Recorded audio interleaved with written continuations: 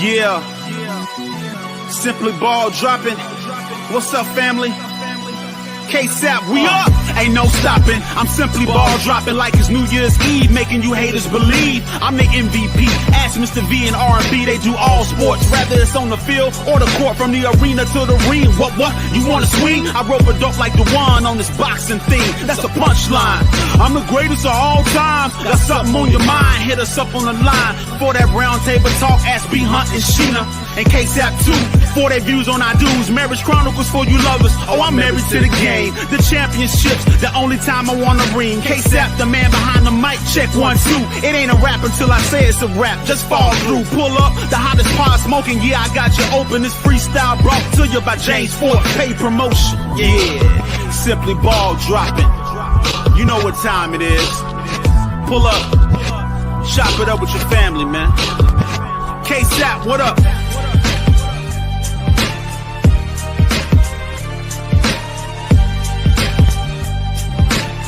And now, your host of the Simply Ball Dropping Podcast, the man behind the mic, K-Sap.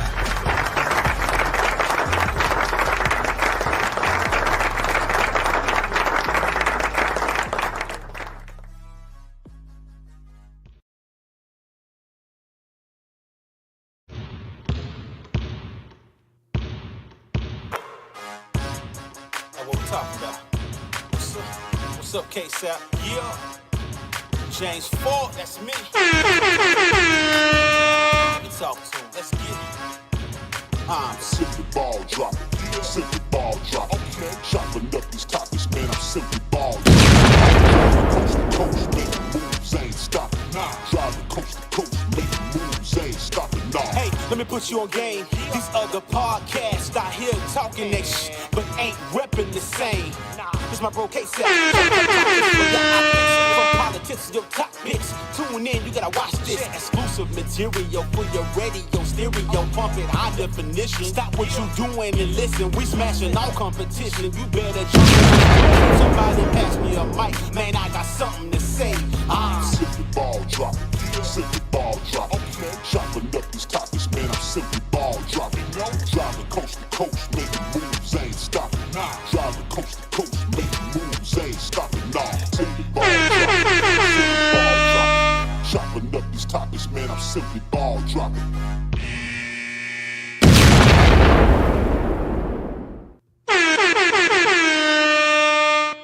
Yes, you know who it is. It's your favorite host, the man behind the mic of the Simply Ball Dropping Podcast, K-Sap. Appreciate everybody that's tuned in. Once you come in the building, do me a favor, smash that like button. I see we got some of my moderators in the channel, in the chat, I'm sorry. King Pisces Nathan, we got him in here.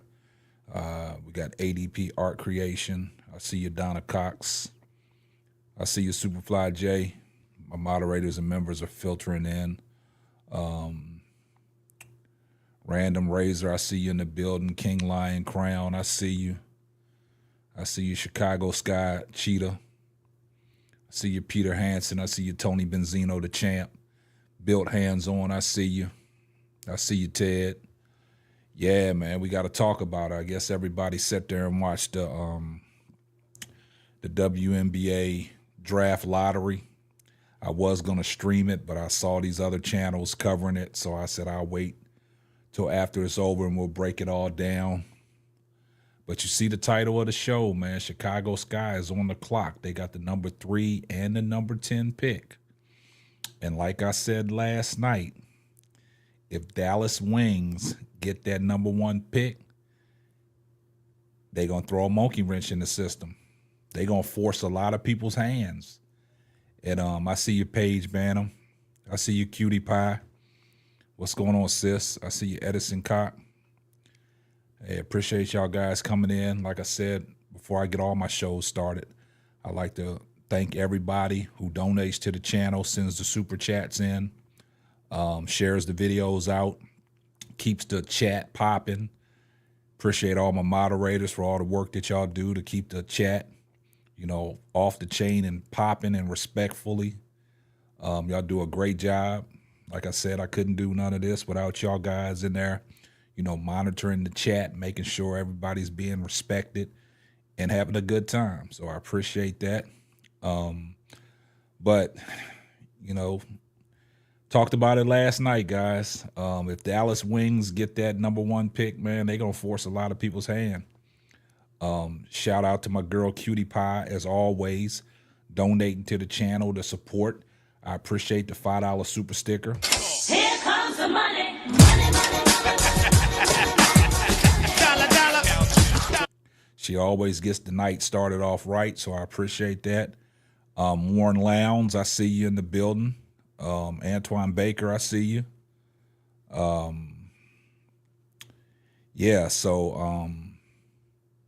Wody Mack, I see you in here. But we got to talk about it, man. Like I said last night, the Chicago Sky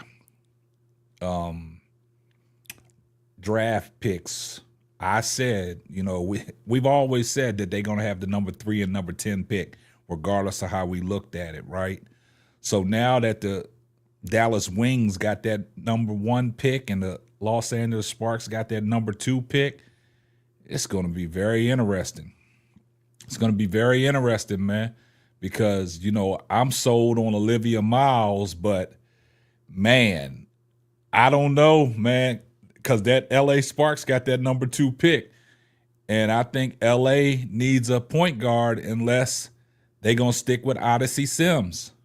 I see you, Frank, right?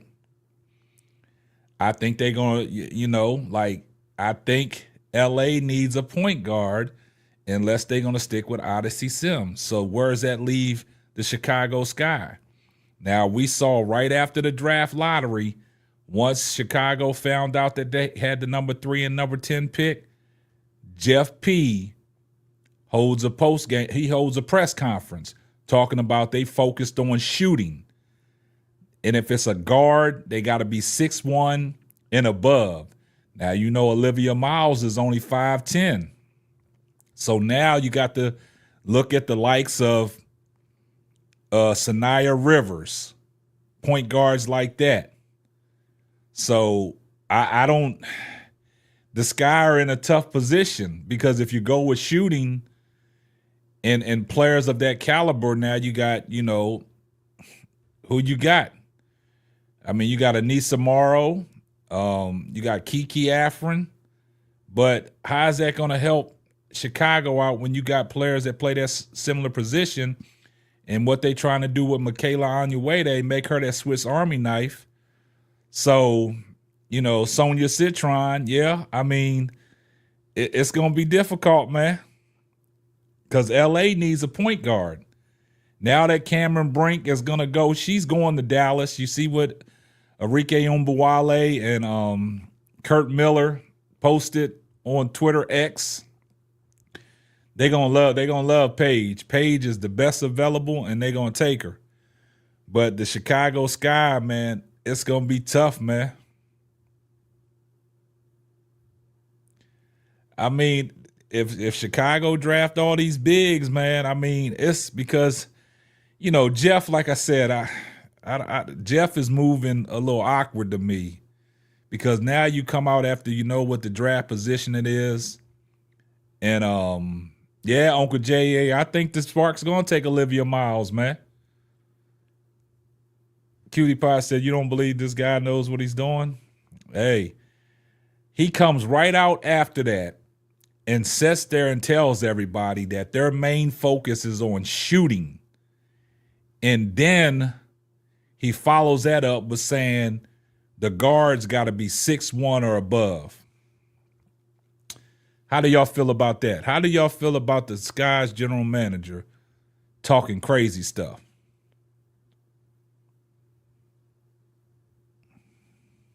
I mean, we've said it here before, man. I mean, we don't, yeah.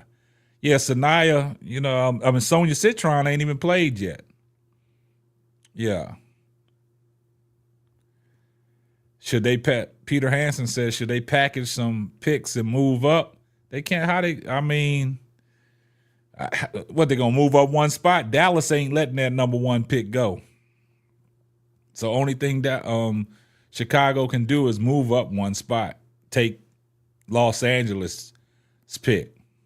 But I told y'all guys last night, man, that I had a firm belief if Dallas, even though the Sparks had a 44% chance of winning the number 1 pick, Dallas had the best odds because of what they had with Chicago. Yeah, Dallas scored on this one. Yeah, Angel, she played that little she just had to play the camera, man. Like she was excited about that.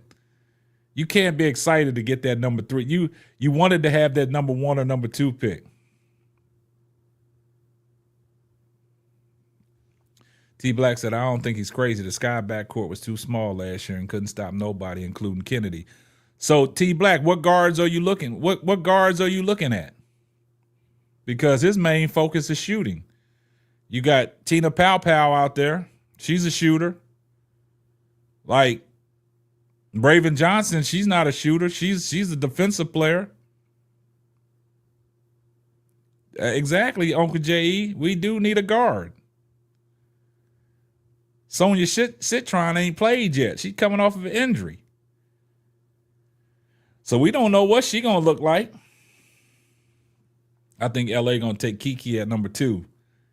I mean, with L.A. taking Kiki at number 2 to mix in with Rakia Jackson and Cameron Brink, man, it's going to be interesting, man. Oh, Citron played the last 2 games? Okay, but she coming off an injury, though. How tall is Sonya Citron?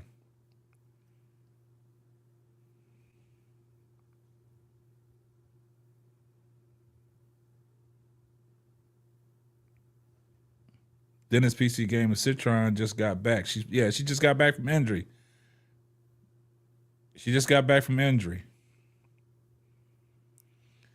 Eddie Bowie said Reese was the number 7 pick and she turned out to be great. So just wait. But I understand she turned out to be great, but the Chicago Skies needs a point guard, man.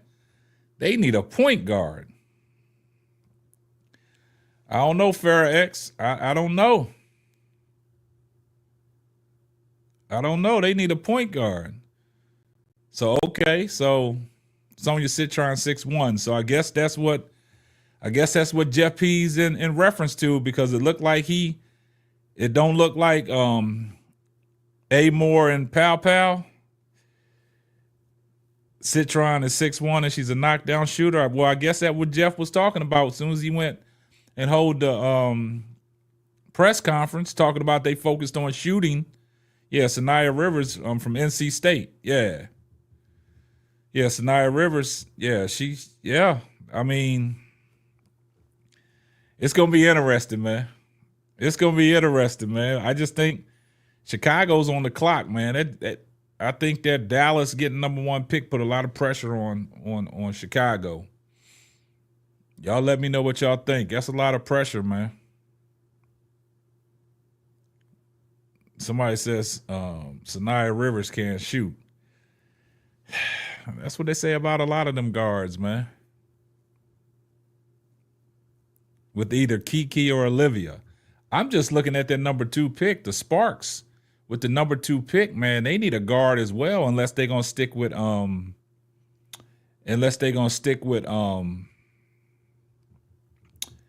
Odyssey Sims. Miles can't shoot. She's 23% from 3. Olivia Miles ain't no 20% from 3, man. She's shooting that ball, man. They only here to cause confusion. Be nice talking about moving. He coming in here trolling, man. He's coming in here trolling, talking about moving Reese the point. Yeah, you see what they do. But it's going to be AZ Fudd being overlooked. That's what they said. What's up, MR? They said AZ Fudd. That was on the mock draft, AZ Fudd, man. They say that's what it was, the mock draft, AZ Fudd, man. Yeah, I mean, that draft, man, they didn't show, man, like, I wanted, man. So Lee Jefferson, you talking about Anissa Morrow coming back with Angel Reese, man, but dang, it's gonna be a log jam at that 3, 4, and 5 position, man. They need some outside shooting and they need a point guard. Man. I guess everybody wants, I don't know.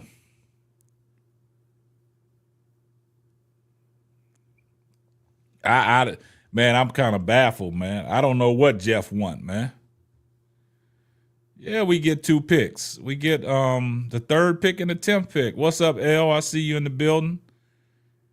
Yeah, we get 2 picks. We get the number 3 pick and the number 10 pick.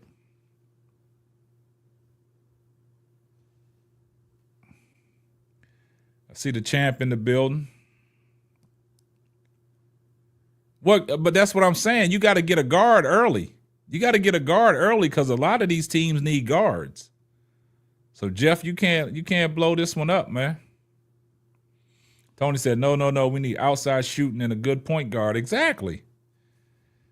I don't think Anissa Morrow can help out the Chicago Sky.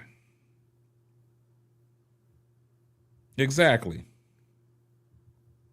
Frank Wright said the focus should be on the free agents. Nah. You got, that's why you got the draft. That's why you got the number 3 pick and the number 10 pick. What's up, Lakeisha? I see you in the building. Exactly. Thank you, Tony. Thank you, L. That's what I'm saying. I understand people in the chat talking about just go ahead and get, people like that. Nah, I don't like that. Nah. See you in the building, Tim. It could be a guard that hasn't garnered attention. They may rise during the season. Yeah. Miles is the pick, man, but is Miles going to be there at number 3? Is the Sparks going to throw a monkey wrench in the system and pick her? Because the Sparks need a guard too, unless they sold on Odyssey Sims. That's going to be the thing.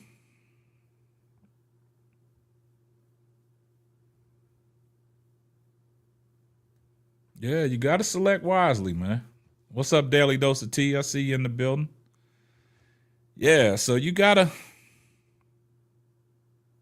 Yeah, a lot of people. That's right, Sports 2-3. See, a lot of people in here talking about Olivia Miles can't shoot, man. Olivia Miles been out there draining that 3, man.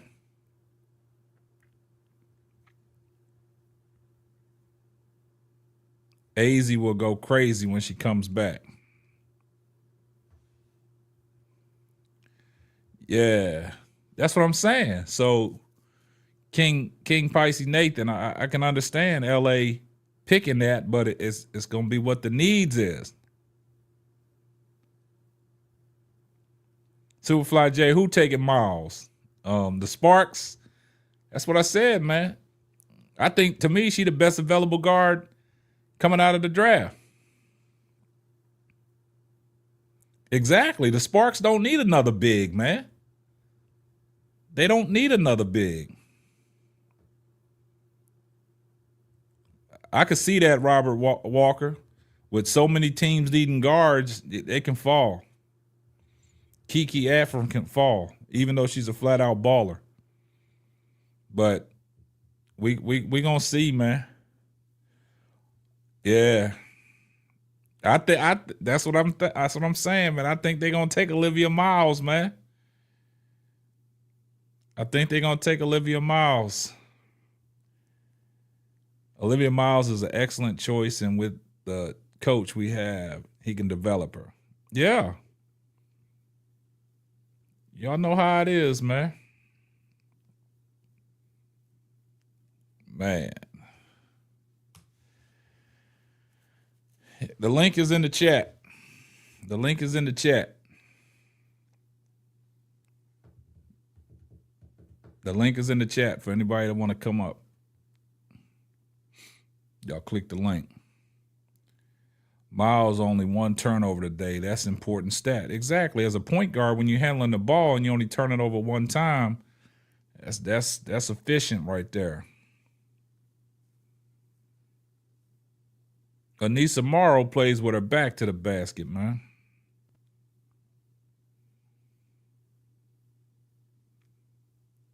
Everybody loves Juju, says. Sellers from Maryland and Amore aren't bad choices for the Sky. Harmony Turner out of Harvard is a hooper. Yeah, I saw that at Harmony Harvard. She's not getting looked at. Please not Rivers. She's not a point guard and she's not playing well. Yeah, like Brooklyn says, Sanaya Rivers, man, ain't playing like, he expected her to play. But it is what it is. I see the champ in the building. What's going on, Tony? I see you. You there, Tony? Tony, you there? No, she ain't there. What's up, Wally Matt? And what's going on, KSAP? And everybody in the building, in the chat. Salute everybody. Hoping y'all having a good night. I did take the liberty of just looking real quick, glancing at why people might be saying Olivia Miles is not a good shooter. So far this season, though, she's at like 50%. That's Exactly. 3 games, Yeah. But every other season, though, you look back, though, she's at like 20%. Now, again, people can get better. People do improve. And she's improved. Coming into this year. That was the knock on her, that she wasn't a shooter. But she has, so far, she started out shooting that thing. And she been knocking them shots down. 3 game sample size. If she keep it up, then you can say that it's a complete turnaround. Exactly. Right. But from the look of what everything that you're saying what Jeff has said that he's looking for, a big guard, 6 foot and better, and a shooter. It looks like Sonia Citron probably is the better option because she's 6'1". Yeah. And every season she's been averaging about 37% from 3.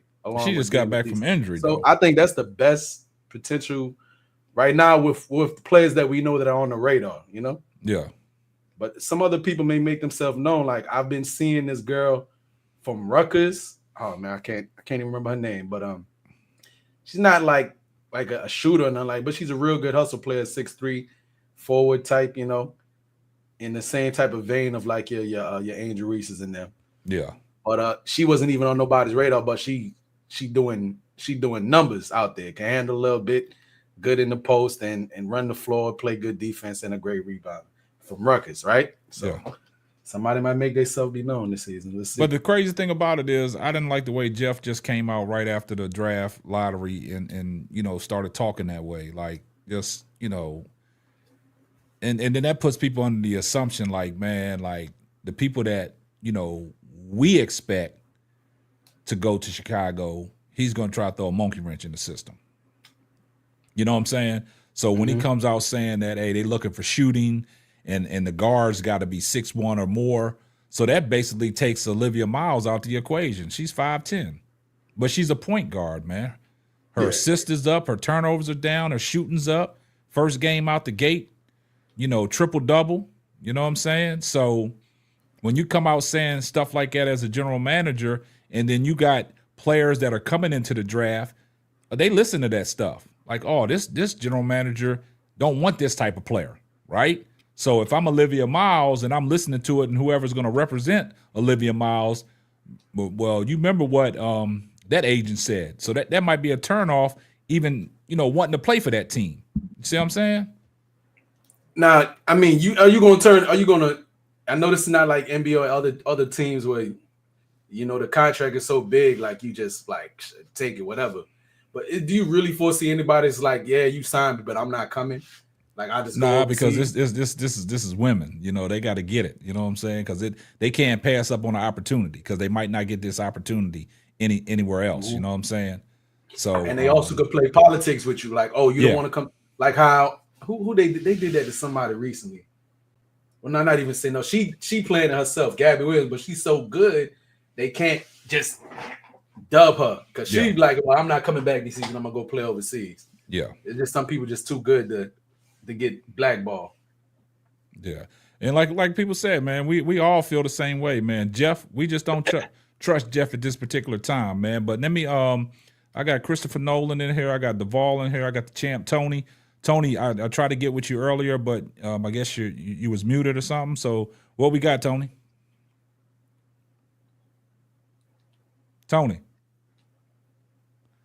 Tony's having technical difficulties. Duvall, what's going on, man? What's your take? How you doing, my brother? What's going on? I'm gonna touch on Chicago Sky pick, but let me touch on how I think the Sparks could still get that number 1 pick, even though they got the number 2 pick at the moment. I'm gonna ask you this, K-Sal. Okay. Who is Dallas Wings GM? Kurt Miller. Did he just get fired from the Sparks? Yeah. So if I'm Kurt Miller and I really want Kiki, and I know the Sparks want Paige not only because of her play, but she's box office. And you know LA loves box office. That's what they sell in California, right? Okay. If I'm Kurt Miller, if I still want Kiki at the number 2 pick and I just got to trade down one spot, you don't want to give me Cameron Brink and future first for the right to pick on not Olivia Mine, but Paige Becker for number 1. And the reason why I say that is because of this. Because he could go either Cameron Brink, not Olivia Mine, Kia Jackson, or Derica Hambrick. But I'm gonna tell you why he could trade one of his players on his team currently. Because he's seen them play up close every day. So he know who he really like or who he don't really like. And so if I can get one of my former players who know my system, who know what I'm trying to do with this franchise, to come on my team and get a future first-round pick to trade back one spot so LA could get the rights to get Paige Becker, you don't think they'll want to do that? Man, I mean, that's a good thought process, but I don't think it's happening. You got to understand, soon as they got that number 1 pick, Kurt Miller and Arike Mbawale went straight to Twitter X and welcoming that and basically telling people Paige is our pick. And that's a good way to get yourself fired. If you knowing that Paige will have maybe not the same sort of buzz, but attention on her all season, like Caitlin Clark, but for you to go take anybody else who in this draft, and Paige will probably get you a lot of tickets sold, a lot of eyes on your game, and you don't take her, that's a good way to get yourself fired again in 1 year. Yeah. But this is how you could sell it. If you could sell it by saying, Paige said she didn't want to come here. Because who knows what Paige tell them behind the scenes. Man, and they're going to ask her. We ain't going to do that lying. But like I said, Paige might say, I want to go to LA. I even want to go to LA or Washington. She always been in those type markets when it comes to the games she used to visit when she was like a fan of the game. She went to the LA game. She went to the Washington Wizards game. So she might want to be in those places instead of somewhere like Dallas. She ain't never think she'll be in Dallas. So that might not be the spot for her, because you got to think about this too. The WNBA going to start to be like the NBA, where these players going to start to determine where they want to go instead of you determine for them where they're going. This is a new day. This is a new era where the eyes of the WNBA is as big as it was since the 1996 expansion league of the WNBA. So, say a lot of these players got power now that they did not have previously. You see what I'm saying? But that day that you're forecasting, I still think is not in the immediate future, because then the bottom, when I say the bottom end contract will have to be so lucrative that no matter what, any player playing in the W will still have comfortability where they don't have to go and try to play anywhere else for that to be a reality. And we're not at that point yet. We don't know what they about to do 2 CBAs, one this year because they opted out, and then another one again in another 2 or so years. If now the rookie scale is like $100K, right? Players don't have to go overseas. They can live off their bread. I think that might be feasible. But you got to also think about this. They got the unrivaled league too. So they got 2 salaries they don't get in 1 year. 36 players out of almost 2. And then the roster spots is going to increase too. They may add 1 more or 2 more roster spots. So now you're talking about 36 players out of almost 160 players in the league. That's not everybody don't get that opportunity either. But the minimum salaries of the unrivaled league is $250K.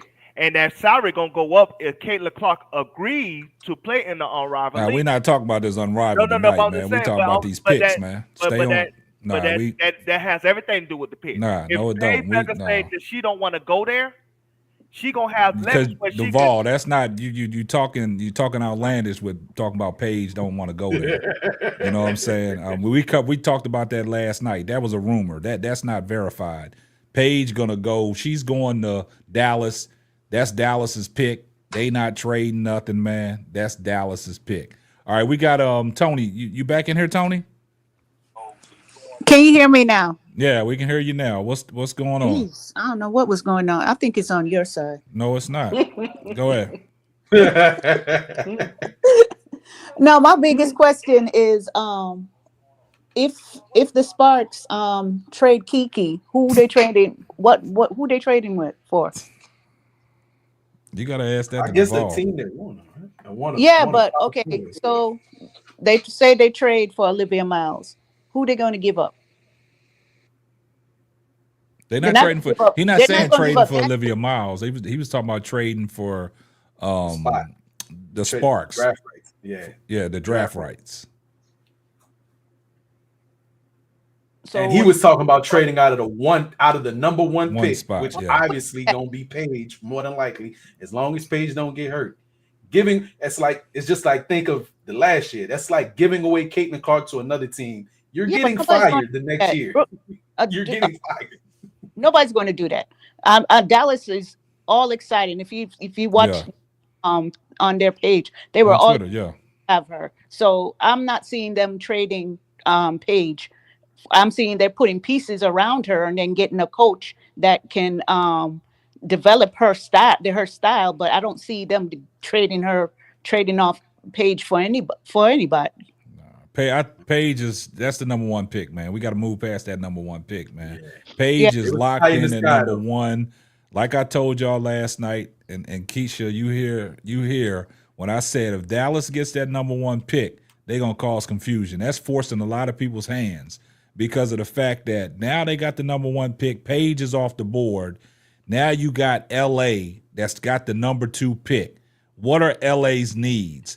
They don't need nobody like a Kiki Afrin. They need a point guard unless they're going to stick with Odyssey Sims. Odyssey pushing 32. That's what I'm saying. So what you think about that, Lakeisha? I would say I'm thinking about old Jeff P. And me and old Jeff P. He might be saying that because he's thinking about shooting out the draft. Because he might be eyeing a point guard in free agency. What do you guys think about that? Maybe he want a steady hand because he knows he's gonna have nothing but rookies around this team, and maybe he needs a veteran point guard to bring it home. Hey guys, he's going to keep Lindsey Allen. If I could be frank with all y'all though, I don't think they're trying to compete to actually win it all or even be like a serious playoff contender. Man, stop that, Wody, man. We're not letting you do that tonight, man. Stop. I think they cause confusion. Look what Jeff P did. Look what Jeff P did talking about nobody said it, but there was that air. It was out there in the air that they was trying to tank to get a better draft spot as best, and that you couldn't get a better draft spot, man. You was so, like we said before the draft even started. We all was convinced that Chicago was going to get the 3 pick and the number 10 pick. We all was sold on that. There was no way that Chicago could move up because if Chicago got the number 1 pick, Dallas was going to take that regardless. Absolutely. So right now we in a position, we got the number 3 pick, but the question at hand is Paige is off the board. Now the thing is, what is LA going to do with their number 1 pick? I mean, their first round pick. What are they going to do with the number 2 pick? And that's going to show a lot on how Chicago can move. Okay, so hold on, Lakeisha. Go ahead. All right, go ahead, Chris. Go ahead, jump in. Okay, so Jeff P. Julia Poe on Twitter stated when he found out he had the 3rd pick, he's looking to get a shooter. That's his top priority, is a shooter. He didn't say nothing about a point guard. His top priority is a shooter. So I'm thinking he might look overseas for that number 3 pick for a shooter, or continue to wait to see how the women's basketball college season goes towards the end of the season. I do believe Los Angeles Sparks will pick Kiki Iriafen as the number 2 pick. And we just can't trust Jet P right now. And even Olivia Miles, she says she might still stay in school for a 5th year. Yeah, she not decided. I'm glad you brought that up, Chris. And also I'm glad you brought the point about the overseas. Did y'all hear what Carolyn Peck said? Carolyn Peck said a lot of these GMs are looking to these players overseas. Yep. They want to find the next what's the lady's name from the Liberty who was Phoebus. They want to find the next Phoebus. That's correct. Yep. That's correct. Yep. And there's a lot of those type of players over there.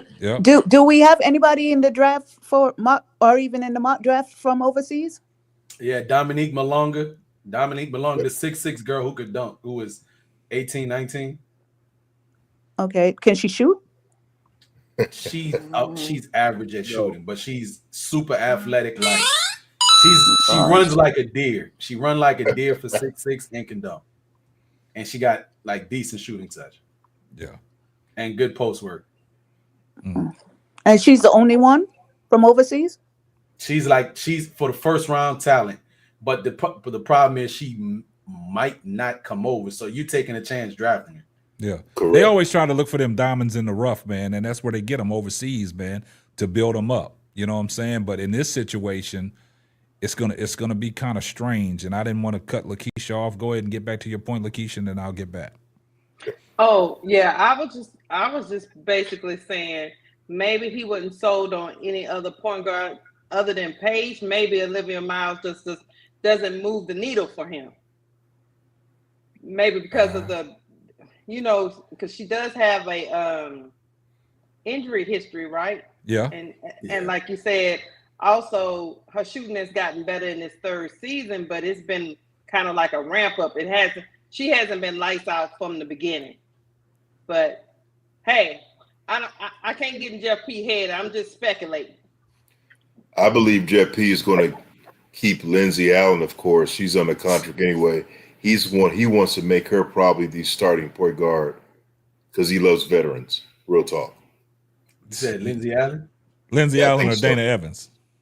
No, Dana. I think Dana's going to be.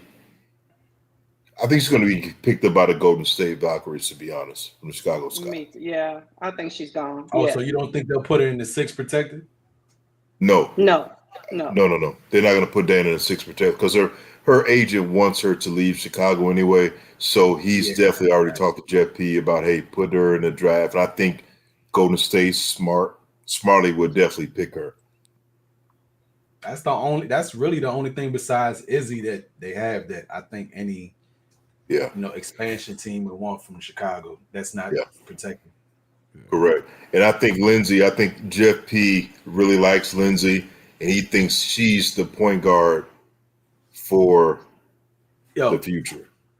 What you just put on the screen right there, the thing with that pick, and I've been watching her, this girl plays like James Harden, right? But she is not eligible to be drafted. You can just literally throw money at her and she can go wherever she wants. Her brother plays. Her brother got drafted by the Charlotte Hornets this year. Juwan Salone. He hasn't really got a chance to play.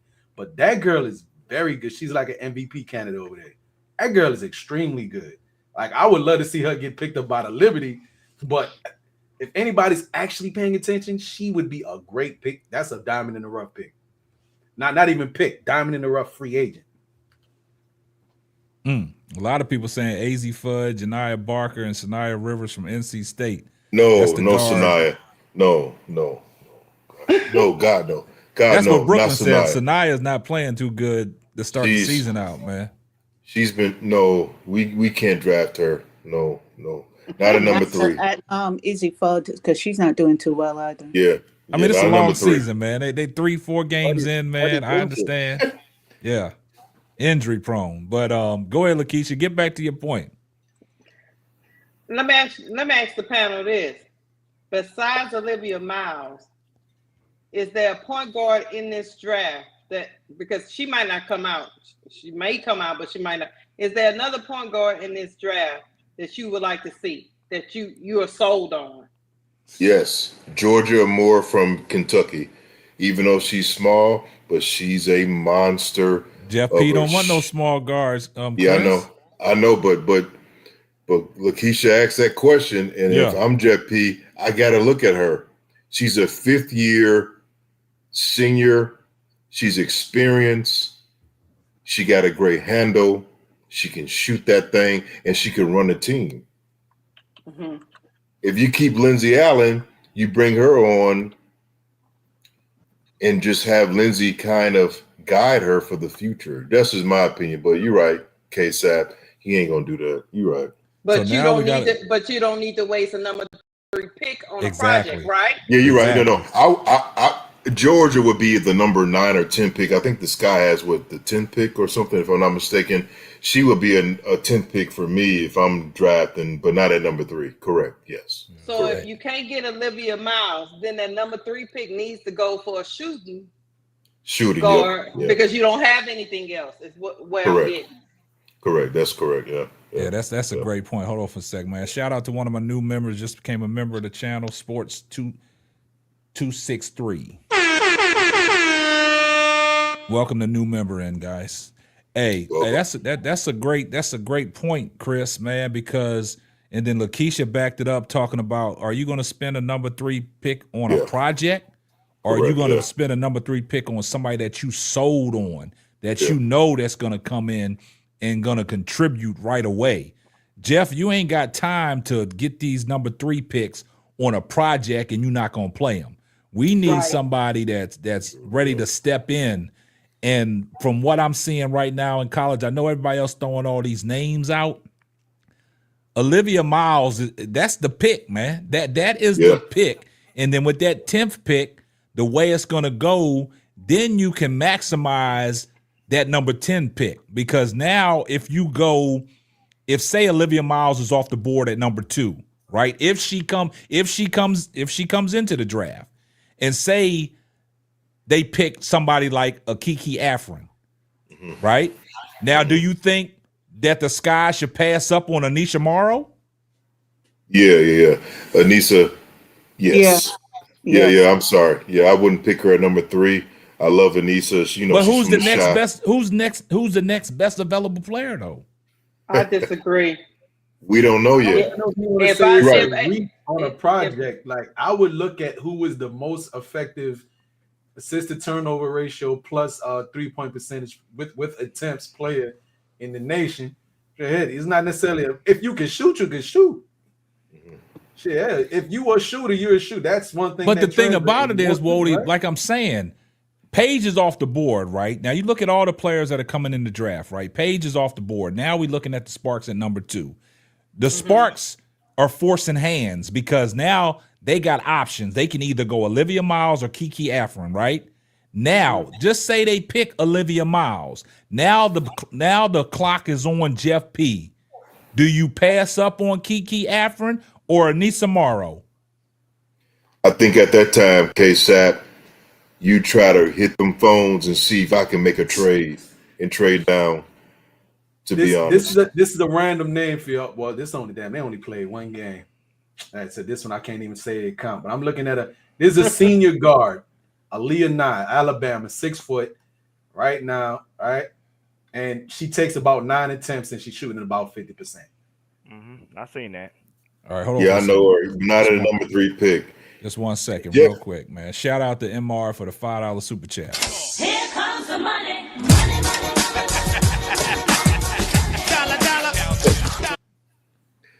So, like I said, y'all still ain't answered my question though.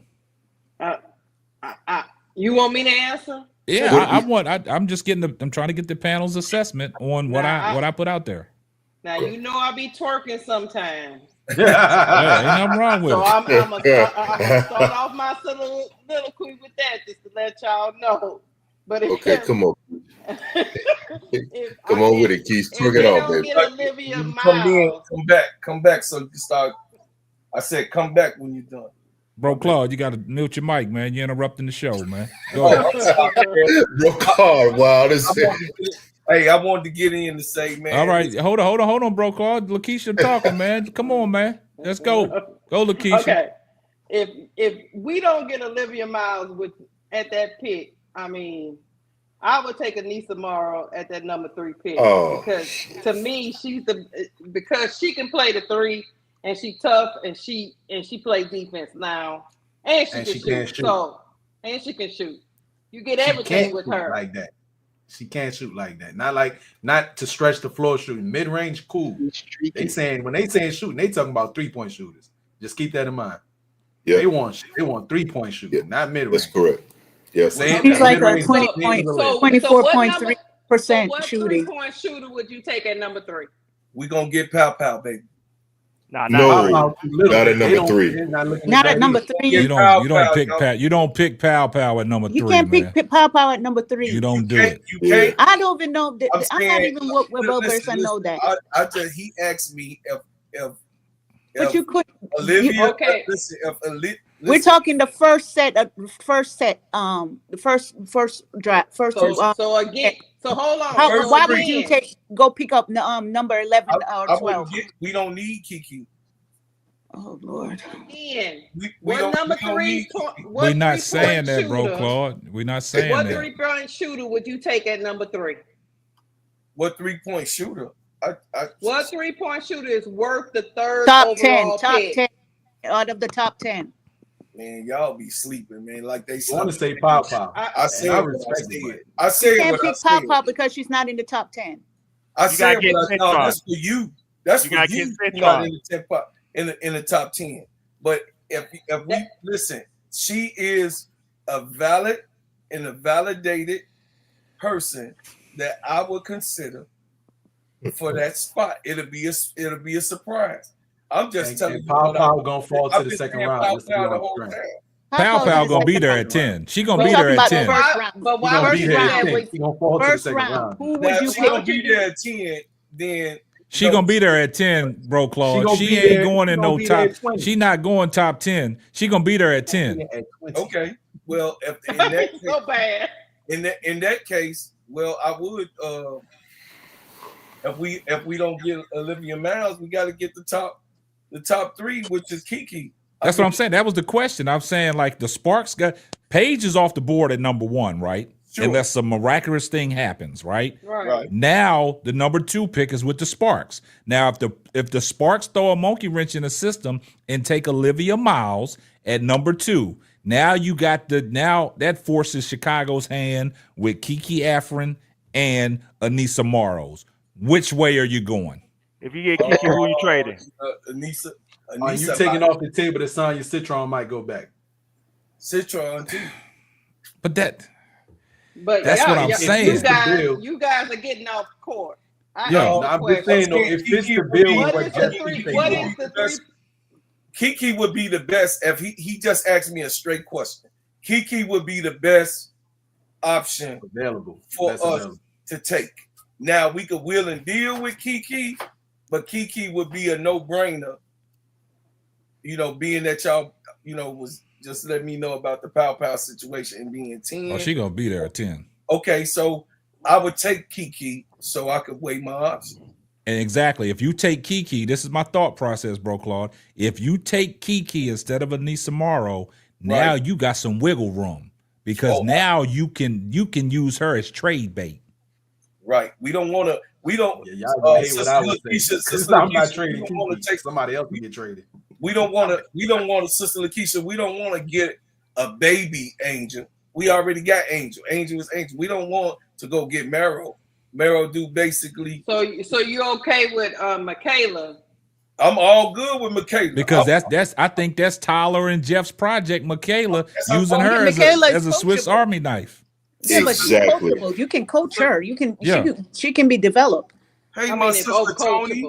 What's up, sister Tony? Hey, Walter. You say somebody else on the team would be traded instead of Kiki. Who would you trade? Who are you talking about?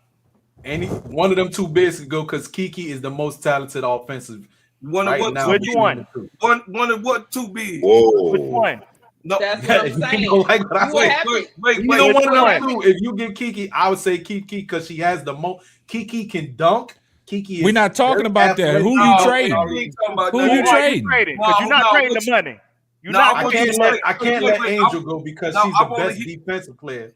And she the money. I keep it a bean. Hey, you would get a haul. You would get a haul for and a good Camilla player Cardone. for Angel. You would get a haul. Man. Stop tripping. You would get. Why the would you world for trade Camilla? Cardone. Camilla and Angel are the face of the team. That's the fate. More so, let's keep it a bean. More so, Angel than Camilla. Let's keep it a bean. It don't matter. They are the future of the team. It's already been set in stone that those two are the face of the team. So, okay, true that. But like I said, why would you trade now, Camilla for? And I would just ask y'all, all right, who's a better offensive player right now, in y'all opinion? Out of these three, y'all letting Wody get away with that, man.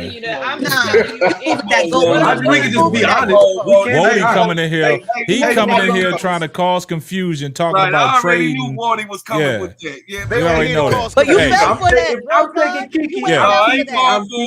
No. Hold on, check this out. We ain't going nowhere with Camilla. All right, hold up, check this out. Kiki can dunk. We got Mo 3 in here. Let's give Mo 3 a chance to speak, and then we got Brooklyn that came in as well. Go ahead, Mo 3. All right, yeah, I want to start off with something Wody Mack said when he first got on about that Rutgers player, because I've been trying to get people. You said it last night. You said it last night, Mo 3. Trying to get people to talk about it. She's amazing. She's like Angel Reese. She got player of the month player of the week last week, averaging 33 points and 18 and a half rebounds. Yeah. And for this and so far for the season, she's averaging 27.5 points and 14 boards. All her stats are up across the board. Everything is, she's 6'3", and she's just I think people are sleeping on her. I think like if she keeps playing the way she's playing, I think people are sleeping on her. But let's get to what we talking about.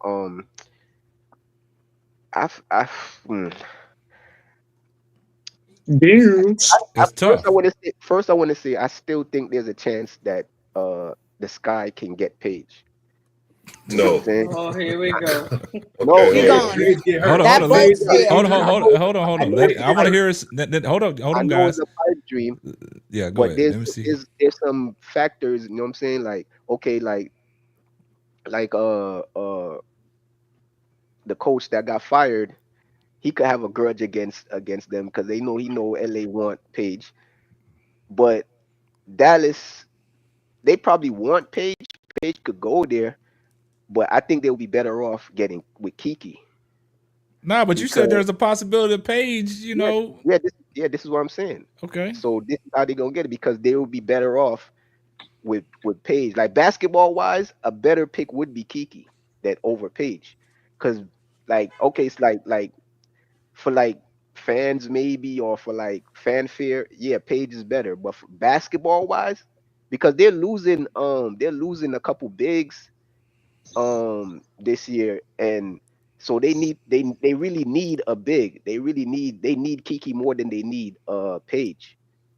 You know what I'm saying? And they know that what Jeff just put out there, he won a 6-foot guard that could shoot. That's Paige. So maybe, you know what I'm saying, he'd be like, you know what, they make a deal with Jeff P, be like, okay, because they got the pick swap. So they could swap picks and no one loses anything. They don't have to do an actual trade. They don't have to give up anything. So they could. You want to put them on the spot, big brother. You want to put them on the spot, see how they really feel. Let's say that's a reality. They got 6'7" Tierra McCown, right? Look, they really, we know you would love to have Paige Beckett. So how about this? You trade us Camilla Cardoso and the rights to your pick. Oh my goodness! Come on, Wally. We're not letting you do that. Number one, and we want your first round pick and a couple other pieces. Finish. Y'all wouldn't give up. Camilla Cardoso. Stop, Wally. Hey, finish what you were saying, Mo 3. I'm saying, come on. They really want Kiki, and they know that the Sparks don't. People think they want Kiki because of the hometown factor and all this stuff, but they don't really need her. They got enough bigs. They really need a guard. And Olivia Miles, she could be the 1 or the 2. She's not a ball dominant, you know what I'm saying? She could play off ball. Yeah. You know what I'm saying? So they could still keep Odyssey Sims and get Olivia Miles and put That's Miles what at I'm saying. Miles at the 2, keep Odyssey at the 1, Miles at the 2, Rakia at the 3, Brink at the 4, and Derek and Derica at the 5. And that's a championship team right there. You know what I'm saying? Caliber team. And then, but if they do that, then Kiki is still left on the board. So they could make a deal, say, okay, we'll pick Paige, because we're gonna pick Paige regardless. If we pick Paige and then Kiki falls to 3 and you pick Kiki, then we'll swap. But if it doesn't happen, then we just gonna keep Paige. Yeah. So they're gonna get Paige regardless. I'm just saying there's a chance that if that falls like that, if Olivia Miles goes second and Kiki is third, then you know what I'm saying, Jeff could wheel and deal, because Dallas needs Kiki more than they need basketball wise. They need Kiki more than they need Paige. And the same thing with the Sky. They need Paige more than they need Kiki. But the same thing for the Sky. If it doesn't fall that way and Kiki is available, they're gonna have to pick her anyways, just so they could do some wheeling dealing.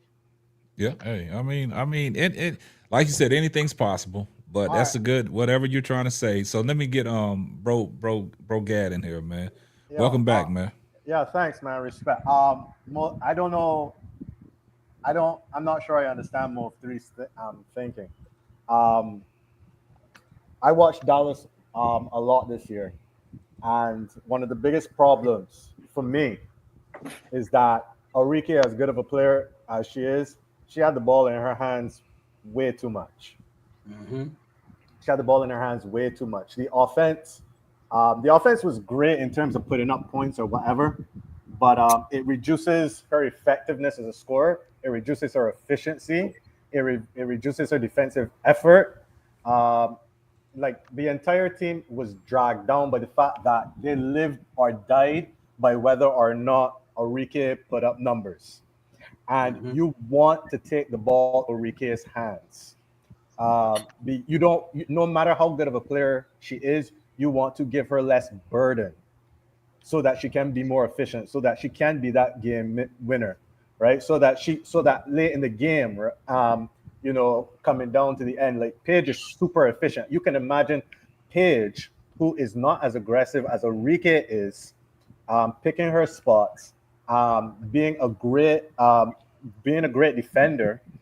She can provide defense and offense that JC Sheldon can, so that JC Sheldon can go back to a bench role, which is where she should be. She shouldn't be starting, right? And on top of that, you're talking about they need bigs, but bro, with a PG like Paige, your bigs are gonna eat regardless. It doesn't matter. Well, I'm not gonna say it doesn't matter, but you can have a mediocre big, and a mediocre big can look amazing because of the point guard that you have. And Kalani Brown and Tierra McCown are very mediocre. They're gonna lose two of the big. Howard is gone, and the other center is gone. They only have one big. That's what I'm trying to say. They don't have. If they had the bigs, that wouldn't be the case. Paige would be a better fit, but they don't have the bigs. That's what I'm saying. They can bring in a big, bro. They can bring in a big. Listen, they said today on ESPN that Howard and Satu will be looking to state if Paige is this confirmed. If Paige is the first pick with Dallas, they'll be more compelled to stay because Paige is what Dallas needed in the first place. All right, hold on for just 1 second, man. Shout out to ADP Art Creation for the $2 super sticker. Here comes the money.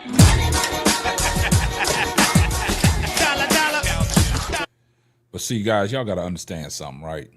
See, this is y'all keep on giving scenarios on what Paige gonna go and and that. Right. But the fact of the matter is, we trying to see what Chicago Sky gonna do. That's right. So I keep throwing it out there again until I get an answer I want. I did give you one idea. Hold on. I'm talking about the fact that Paige, look, we treating it as Paige is off the board at number 1. We're not trying to look for no scenario to get Paige to Chicago, right? Now we moving on to the number 2 pick. Who got the number 2 pick? The LA Sparks, right? Sparks, yep. So the Sparks are on the clock with all the girls that we named, and looking at how the Sparks played and how Kurt Miller had that team in disarray. When you had Rakia Jackson, Cameron Brink, I know she went down early, but she only got 8 victories, right? So this is what I'm saying. So to address the matter on what the LA Sparks need, that's how we can gauge on what the next step is with the Chicago Sky. Because, like I said, if the LA Sparks are looking for a guard, they're going to take Olivia Miles unless they're sold on Odyssey Sims. Why they got to look for a guard? So this is my question to you. Why they can't get Kiki and trade Dorica? Why y'all keep talking about all these trades? We talking about drafts. But we not. The Sparks can get Kiki at too. Listen to what I'm saying. Let me finish. Listen to what I'm saying. The Sparks, if they need a guard, y'all not even listening. If they need a guard, they're gonna take Olivia Miles. They're not gonna take no other guard. If they need a guard, that's gonna be their pick, Olivia Miles.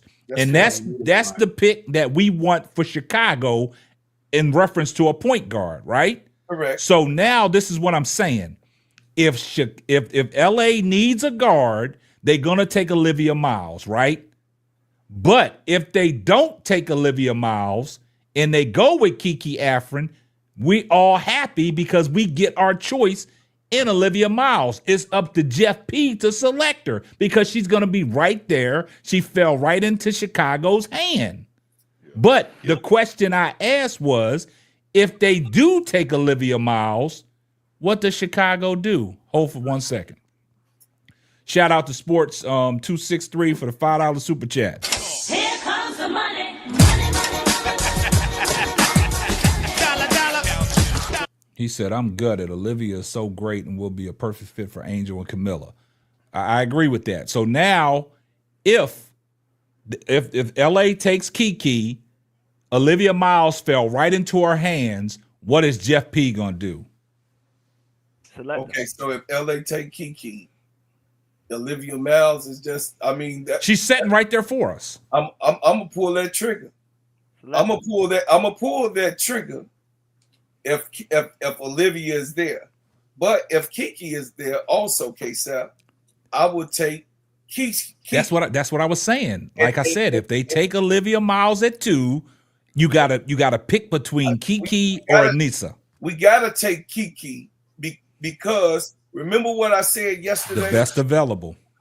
Remember what I said? But he's looking for a shooter. He's looking for a shooter. Wait, There's no what shooters are in that draft though? Well, according to this mock draft from ESPN, they got what's her name? Citron. She's a guard. She's a shooting guard. Unless he gonna go for that girl from but she's a center but she's also a center but she's coming from France. Dominique. Yeah, Malonga, but yeah, that's a reach too. But all I was saying to y'all with Sonia Citron, that's not a reach. And Sonia Citron is she's healthy.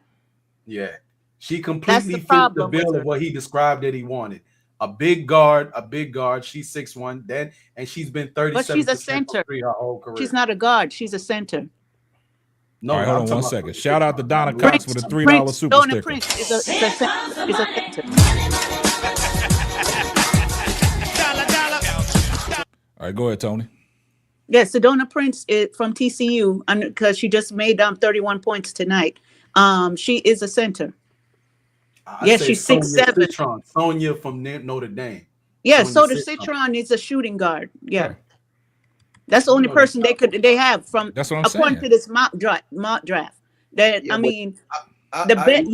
we want Olivia Miles, but guess what? It's up to Jeff. That's what I'm saying. If she's sitting there at 3, even though we Jeff have got to pull the trigger. Of getting good number 3s. Because we've had a history, he couldn't come and mess it up. Because if he's looking for a height and not looking for a shooter, I mean, he brought in what's her name, Davis, to shoot, and she didn't do anything. He want to listen, Jeff P. I can remember before the season, he wanted to get bigger, in with the Chicago Sky. I do know that because we were very small on the backcourt. Now, getting Kiki, I'm just asking you, K-Sap in Mo 3, basically, I'm asking you two, is it a possibility? Is it a possibility we move Kennedy Carter to the point? Because she can play point, and she does play point in China too, some off and on. And she has played the point for us. So, and then we know that she can deliver the ball on the inside because we didn't watch her. Ain't no if. We watched her already this season do it. And she got good chemistry with Camilla already. But if Jeff signs her. I'm glad you said that, Tony, because everything that Jeff She's not said signed after it yet. exactly everything that Jeff said after the draft makes me think that he wants to move on from Kennedy Carter. I don't think he's moving on from her. But, because you talk about you need shooting and everything. Kennedy's a shooter. We need a guard to go alongside of Kennedy. I think my opinion is I think that that could be the reason why he wants that is because Kennedy is already undersized. She's only 5'8". So if he's planning on re-signing Kennedy, it's a given that you need a bigger guard. You can't have two. But who's the bigger guard in there that you're gonna go after that you're gonna risk the number 3 pick? I'm not saying if Olivia Miles is there, I'll pick her. But I'm telling you guys, man, most likely the Sparks are gonna get her because they don't need Kiki. That would be 4 bigs. They already have 3 bigs. Mo 3. I'm agreeing with you in that sense. I got something to say. And Olivia Miles, and they don't have to get up. They don't have to give up Odyssey Sims either because Kiki used to play with Cameron Brink, right? That's what I was about to say. So they more likely they might take her on their because we don't know how. Erica Hamby. There we go. But guys, I said that. You guys talking about trade. But hold on. So like the whole season, you were saying the Sky do not need a generational point guard. The whole season we've been saying the Sky just need someone who can feed the bigs, right? Olivia Miles is a great point guard, but the Sky don't need a great point guard. They just need a good one. Who said that? I disagree with that. I never said that. And then, bro, Gab, it makes no goddamn sense that we wouldn't take a generational talent. Listen, it makes no. It's like you just said, pass up Caitlin Clark for last year. Bro, you didn't even hear why. Bro, you're not hearing. All right, hold on, bro. This is the problem. People don't let you finish, right? Okay. And so they assume that they know what I'm talking about. I'm saying that if Paige Beckers is gone and Olivia Miles is gone, right? You don't have a generational point guard left. You don't have a choice. There's no one after that. So instead of being like, okay, we're gonna not look for a point guard at all because we can't get the greatest thing. That's not what I said. If you would let me finish, then you would get what I'm saying. Hey, hold on, guys. Hey, we got to stop cutting each other off, man. We trying to run something smooth so everybody and people that's listening can hear everything that everybody got to say. But if y'all gonna keep cutting people off, then there's no reason that we should continue. Let people get their points out. Once they done, then the next person step in. And when that person starts talking, let that person finish. I was saying that if this is how the draft works. Yeah, you want people. You want this person, you want that person, these people want these people. But sometimes it doesn't always go the way you want. And if you can't get what you want, you get the next best available player.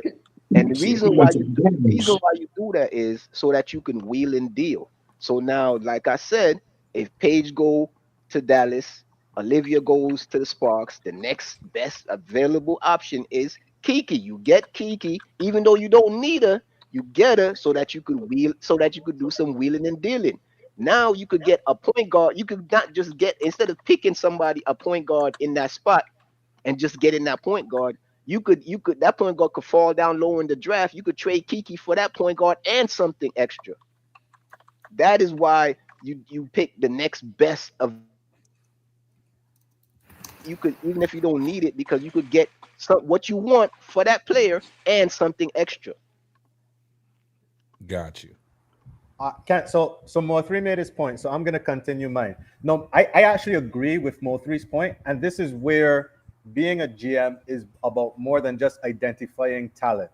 You need to have good relationships with all the other GMs in the league, and you need to be aware before it gets to draft time of what other teams want.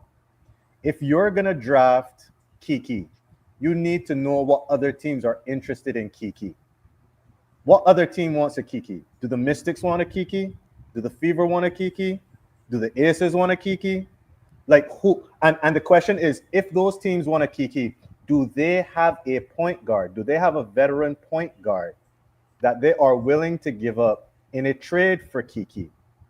And I'm not sure that they do. I think we fail to realize, like, there's the bigs in the league get a lot of criticism. There are not that many great point guards in the league. They really aren't.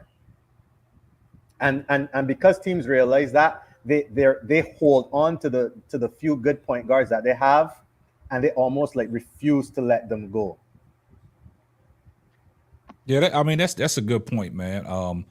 Check this out. Let me address this, and then we got Brooklyn in here. We're gonna get Brooklyn's point. Just 1 second. Hey, shout out to Superfly J for the $2 super sticker. Here comes the money.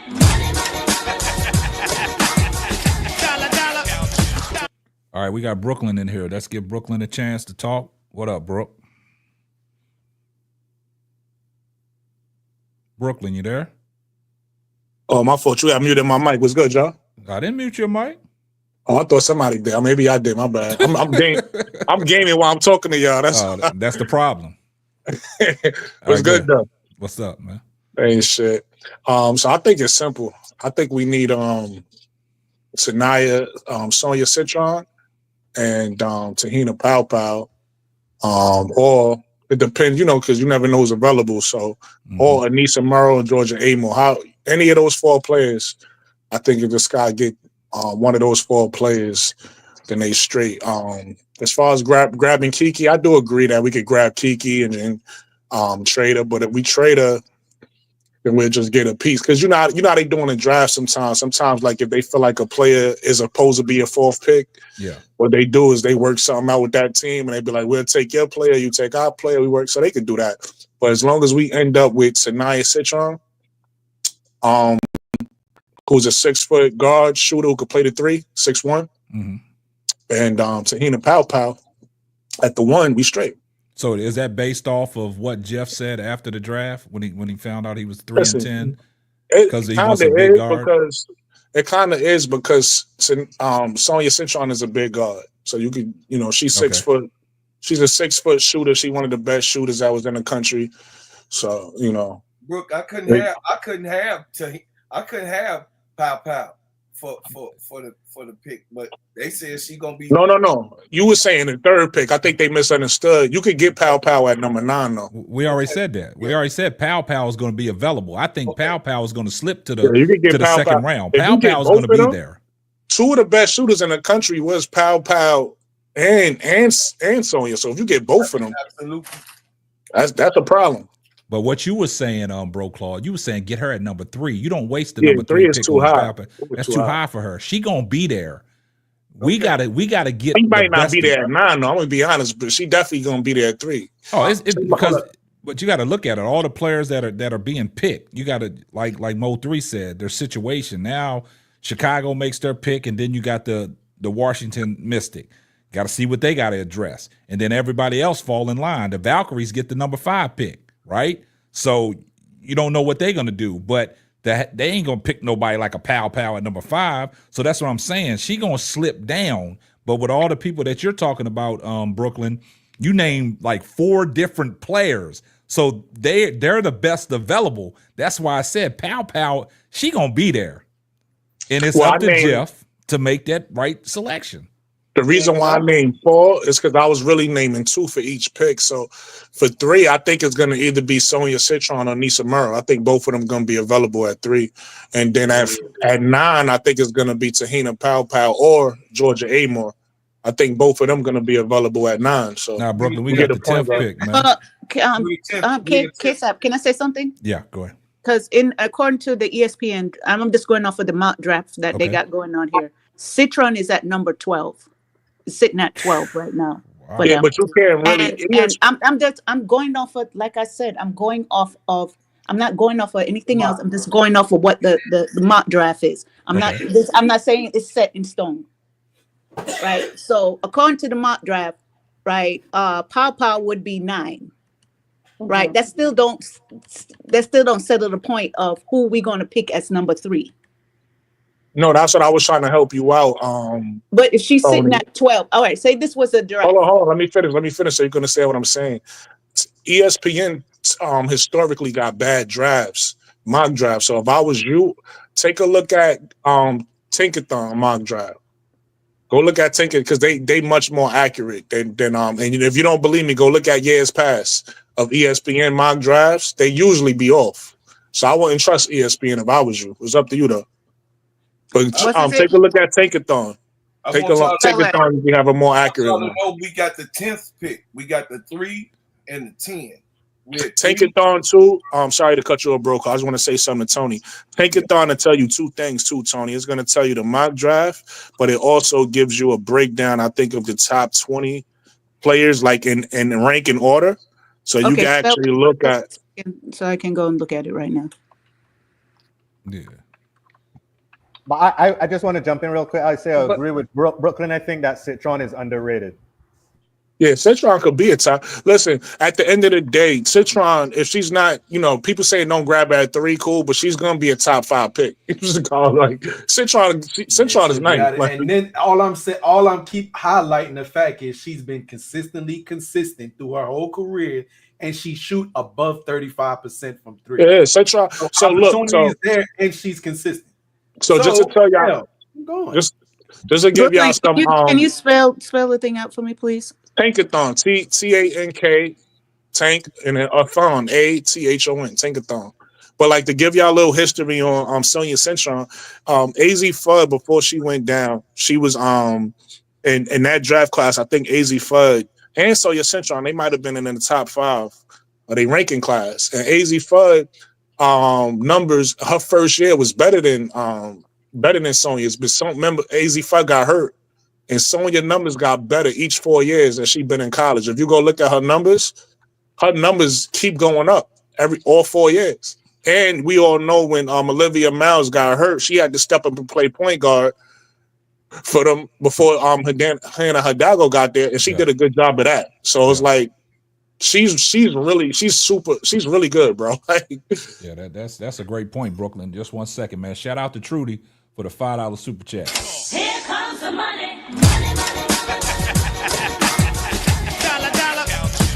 She said, loving this podcast, especially with the panel, man. The panel's doing a great job, man. So salute to my panel.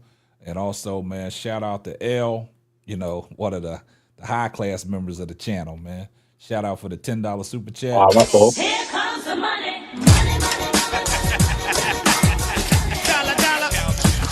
She said it's been so much hype about this next draft class being the one to watch for. But now that we're talking about it, I'm questioning how deep the talent really is. Wow.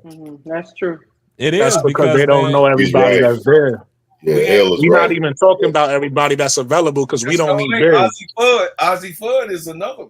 Ozzy Fudd. You got to realize it's Jayon Sellers in the chat, and I looked at a couple of her build 6'2" guard. That's great. That's a great look, something to build on. And she's been consistent most of her college career, about 15 points a game, and 6'2" playing the guard.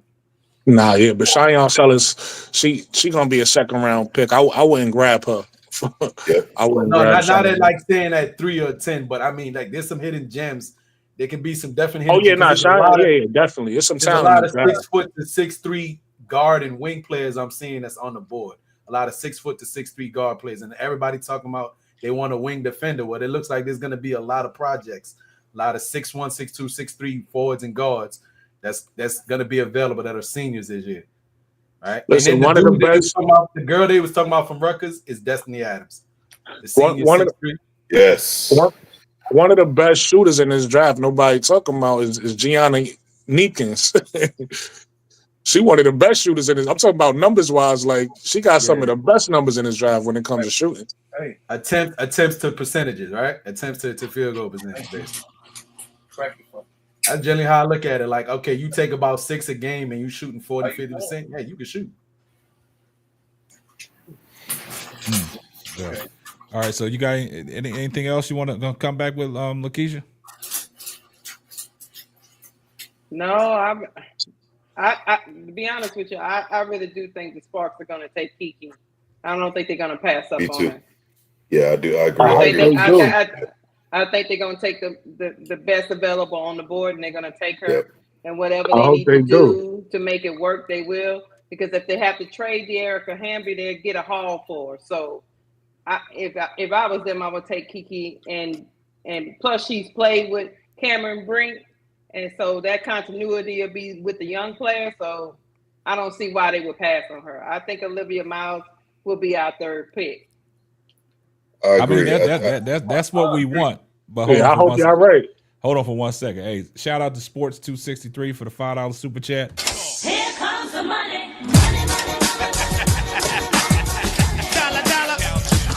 He said Haley Van Lip might be coming for that lottery spot. Yeah, she's been balling. Hell Man. no. She's in a better system at TCU though. She's in a better system, so she's able to run the point. Yeah, that was the best. Hell no. Yeah.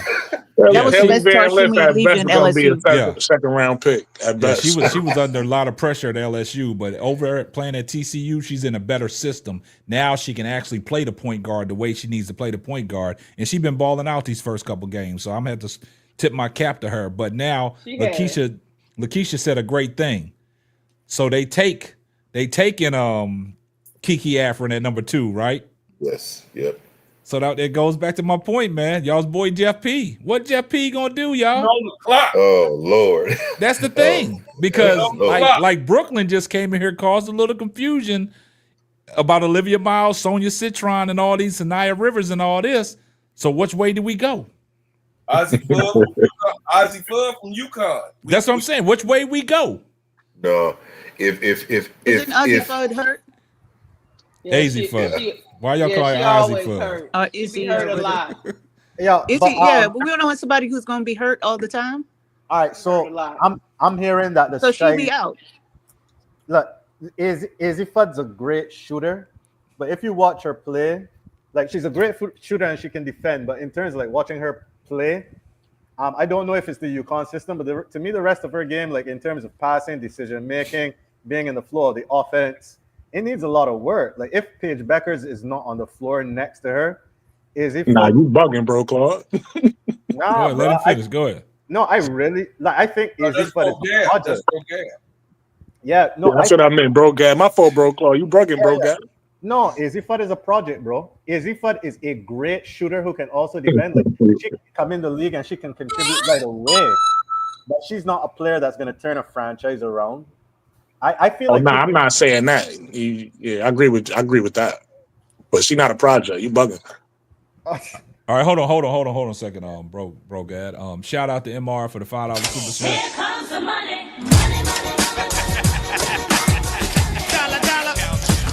He said, if we draft a starting point guard and don't re-sign Carter, then we should sign Plum to play the number 2. Sky is way below the cap. That's an interesting point. Shout out to L for another $5 super chat. Here comes the money. L has a point right there. Everybody keep talking about these dope guards. Did we forget what happened to Deja Fair this last season? The focus can't just be on guards. That's a true point. Deja Fair is like 5'4". Come on now. But that's the point that's the point that I'm trying. That's the point that I'm trying to get y'all. That's the point that I'm trying to get y'all to understand. I don't think you understand what she's trying to say. She's trying to say you guys keep going on the focusing on these special ones, and it's not about the height. She's talking about their skill set. Exactly. That's what So she's talking about. this is what so I'm when saying. you laughing at her, what she's saying, it makes really great sense. It does make great sense, Lakeisha, but there's some That's not people Lakeisha, like, that was Tony. unfortunately, That's Sister Tony. Oh, I'm sorry, Miss Tony. Unfortunately, yeah, your height sometimes does matter in basketball. Everybody ain't Muggsy Bogues. Yeah, but she's not saying. She's just saying. Deja Fair had all the skill set and all of that, and she was supposed to be like the hottest thing since sliced butter, and yet she was cut from the Aces. Yeah, but she Tony, went you know why? went You to know the why wrong that happened, though, Because she Tony? didn't fit the program. We I need will somebody say this: who's the going few to times fit they the let her program. touch the court, Come on the now. few times I saw that they let her touch the court, because she's not getting many opportunities. The few times they let her touch the court, she went ISO mode, right? And then you going out there doing, and you do $1 million move, and you got the 10-cent finish, right? Like you Nah, just that's not doing even your it. own thing on the court. Yeah, you're probably not gonna last too long there on that team. That's not it, bro. That's not what happened. She was fine offensively. She got cut because she was 5'6", and they felt like she couldn't defend nobody. That's why they cut her. Along with That's that, why That's why they kept Kate Martin, because they felt like Kate Martin is a better defender. Yes. So that's what happened. So the height does matter. When you find, you got to realize, a lot of people don't realize. I looked at it. I did the research. If you go look at the players in the league, it's only about 4, 5, 6 guards in the league right now. That's right. I was just going to say that. That's true. K-Sap, I see KL So, won't come so up. the I'm gonna drop down. WNBA don't value, if you that small, they don't Appreciate really value that. like that unless Let you KL get- special. All right. Go ahead, L. Go ahead and hit the link, man. Wody Mack did you the grace, and he dropped down, so we can bring you up. So go ahead and hit the link. All right, go ahead. Y'all, whoever was talking, go ahead and continue. No, I was just saying, like, on the listen, I'm not saying I agree with this. I kind of do, because I don't like small guards, but the WNBA don't really value you if you're that small unless you're special.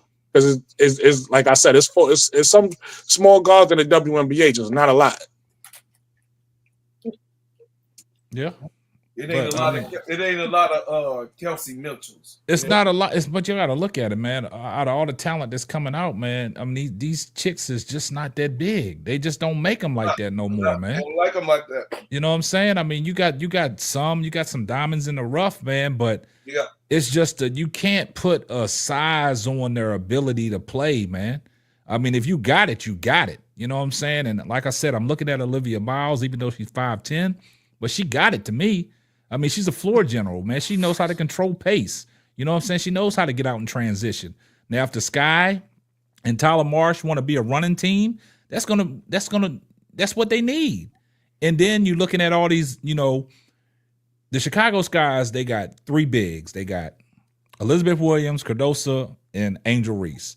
Right. Now, if you get somebody like a Nisa Morrow or a Kiki Afrin, man, now you got a log jam. And then you got Michaela Onyeawede. You know what I'm saying? So you got people like that, but now you ain't got nobody that's going to be able to control the pace and bring the ball up.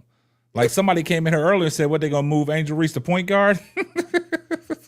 So, I mean, I'm just looking at it. All the scenarios that we're talking about, I just want to know what this guy going to do at number 3. If the way we talking, Paige is off the board, and if LA takes Kiki Afrin, is he going to pass up on Olivia Miles and go get Anissa Morrow? Or he going to pass up on Olivia Miles and Anissa Morrow and go get like a Sanaya Rivers or a Sonia Citron? I mean, we focusing on that number 3 pick. We going to get something at number 10. We going to get something. We going to get something valuable. But that number 3 pick is going to be crucial. Yeah. I ain't gonna lie to you. I'm going to stick to my the team. We need somebody that's going to fit the team. Right, because we already got Angel. We don't need another Angel Reese. We got Angel Reese already, so we don't need Morrow because Morrow's the second baby Angel Reese, so we don't need her. So who out of all those that was selected is a perfect fit for the team? I don't agree with that either. Go ahead. I don't think that we should go no further than what we just all was talking about. At 3, who would you take and who will be available? So if it's if we talking about the top players right now, that don't mean at the end of the year, somebody not gonna slip in because it always happens, right? Right, Brooke? So, That's a fact. what I'm saying is, by it not being the case of the season, by it being the beginning of the season, and what we're looking at, the products that's available right now that has not stood out in the seniors, what we looking at is we got to do one or two things: Olivia Miles or Kiki. That's it. I mean, it's real simple because Jeff P want to get bigger, y'all. I'm telling you, he wants to get bigger, and to get bigger, you dominate better. So if you got bigger point, bigger two, I mean, you got if he do, God, please let him have Kennedy come back. But you got a super aggressive two that nobody can handle. Quick first step. Then you got the three, and then the actual. You still need a guard, man. No, I said Olivia Miles. Okay. I said Olivia Miles if she's available. That's what it is. Now with Kiki, yeah, we still need a guard. I agree with you with that, KSAP, but I wouldn't go past those 1, 2, and 3. I take what I supposed to take. I eat that food and be able to, you know what I mean, to put the sauce or the whatever else that it need on the food so that we can eat that up. So I don't. It's real simple to me. All right, we got L that just joined the panel. What's up, L? What's good, family? How y'all doing? What's up, L? All right, yourself. I'm good. Long time. I know you missed it. We Good, had a good old show the other night. Hey, Brooklyn, what's up? What's up? I'm gonna I be saw the quick. show. I watched the show too. Oh, okay, What you cool. want? It I'm was gonna good. It was a be. good show. Thank you. We always have a good time. I'm gonna be quick, so we can let other people come up. But I'm cooking dinner. But I wanted to say a few things. First of all, to my sisters Tony and Lakeisha, they always holding it down and they always have my back. And I love and appreciate y'all. Thank you. You're welcome. um, I want to touch on the DeAsia Fair piece for a minute. Okay, so it's no secret that she's not the best defender, but you can't take away the value that she brought as a shooter, right? And it's up to the coach to figure out the scheme. So if she ain't a good defender, then you switch her out. You got to know how to, rotate and do what you need to do. But she was a threat in scoring, regardless of how short she was. So my point in saying that in the chat was, if we're focusing so heavily on guards and shooters, they got to make it. I saw somebody else say it in the chat. They got to make it through. It's not really training camp, but they got to make it through that period before the season even starts. And then we already know the first few games or the first month or so, folks are still getting cut. So this heavy emphasis on it's got to be this person because they're a great guard and they shooting. We got to see how they gel with the team. Like everybody keeps talking about Paige and Dallas. Yes, she could go, but does she fit with the scheme? And we don't even know who the coach is going to be yet. There's a lot of different variables there. So I'm just not ready to hang my hat on one player or another for any team right now. And it's just too early. So let me ask you this question, L. So Mhm. if you was Jeff P, right? Oh If hold on, Brooklyn, we gotta mute you, man. If you was the Sky's general manager, right? Out of everything that you said, the whole soliloquy that you said about players and how they gel with the team and how they're gonna fit. Mhm. If you're a general manager, you're looking in on the assessment that you just said. Mhm. What would be the best fit for the Chicago Sky out of all the players that are coming in the draft? That's easy. Olivia Miles. Okay. All right. Well, okay. But here, and that leads me to the second point of why I wanted to come up real quick. Okay.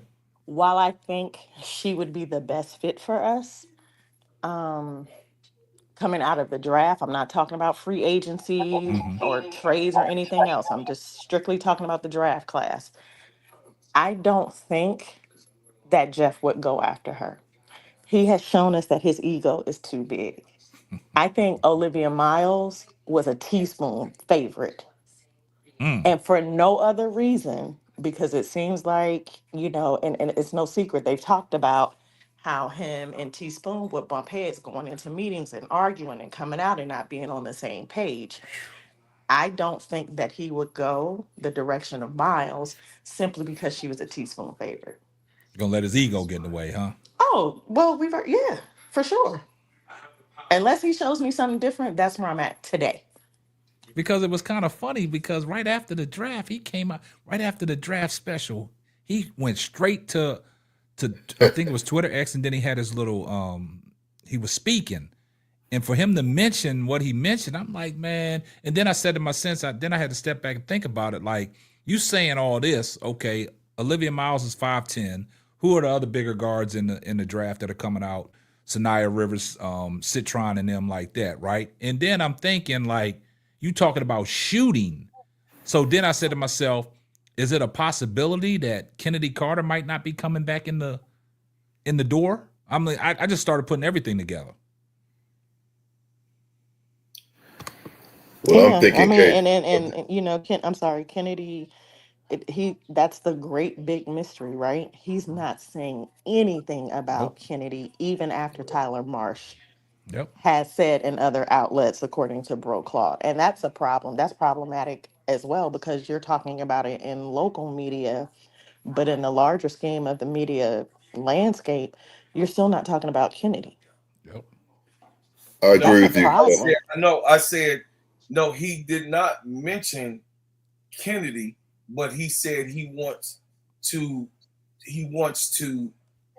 implement more shooting, and Kennedy Carter came up on the screen 3 times during that interview. But that didn't come up on it. It didn't come up on it today, right after the draft special, because he put emphasis on 6'1" guards and shooting. Yes, they definitely want to get bigger. Yes, that was my whole thing to the whole panel. We know we can't play games with this. We know Jeff P want to get bigger. He wants to get bigger, just like me and Brooke was talking about. How big do you want to get? But listen, you got to do 6 feet. Caitlin is 6 foot, 6'1". Man, I don't care. But see, y'all keep putting this size on it, man. I'm just saying. Yeah, it's the size. The people keep talking about even DeAsia Fair size. She wasn't good. She was too small. She's this. The Aces knew that before they drafted her. Yes, they knew what her skill set was. They did, sweetheart. But the thing, I'm sorry, sister. They did, sister. But the thing is that they listen. The league is going one way. We could be in our feelings emotional about it. I'm just stating the fact, which you already know, El. They are going one way, and it's hard for that train. K-Sap can also back me up. They're going one way. A wave is going one way. It's hard to stop the wave of how the league is moving. It's not until you get that Spud Webb, or you know what I mean, Tiny Archibald, or you know what I mean, unless you get those Nate Robinsons, you don't have that in this draft. So therefore, we can't really talk about those phenomenal 5'5", 5'6" players. Go ahead. Hey, shout out to MR for the $5 super chat. Here comes the money.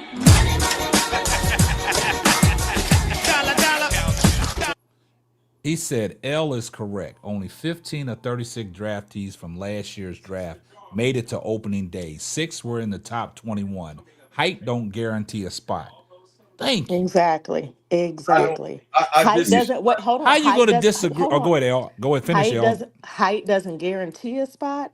No, and it does height not. Let me finish. And height doesn't eliminate a spot. I don't want to hear the argument about, and I'm going to keep going back to DeAsia Fair, because it seems to be this idea that because she was too small or she couldn't do this, she wasn't going overnight after draft night then become this player that y'all wanted her to be. Y'all knew what y'all were getting.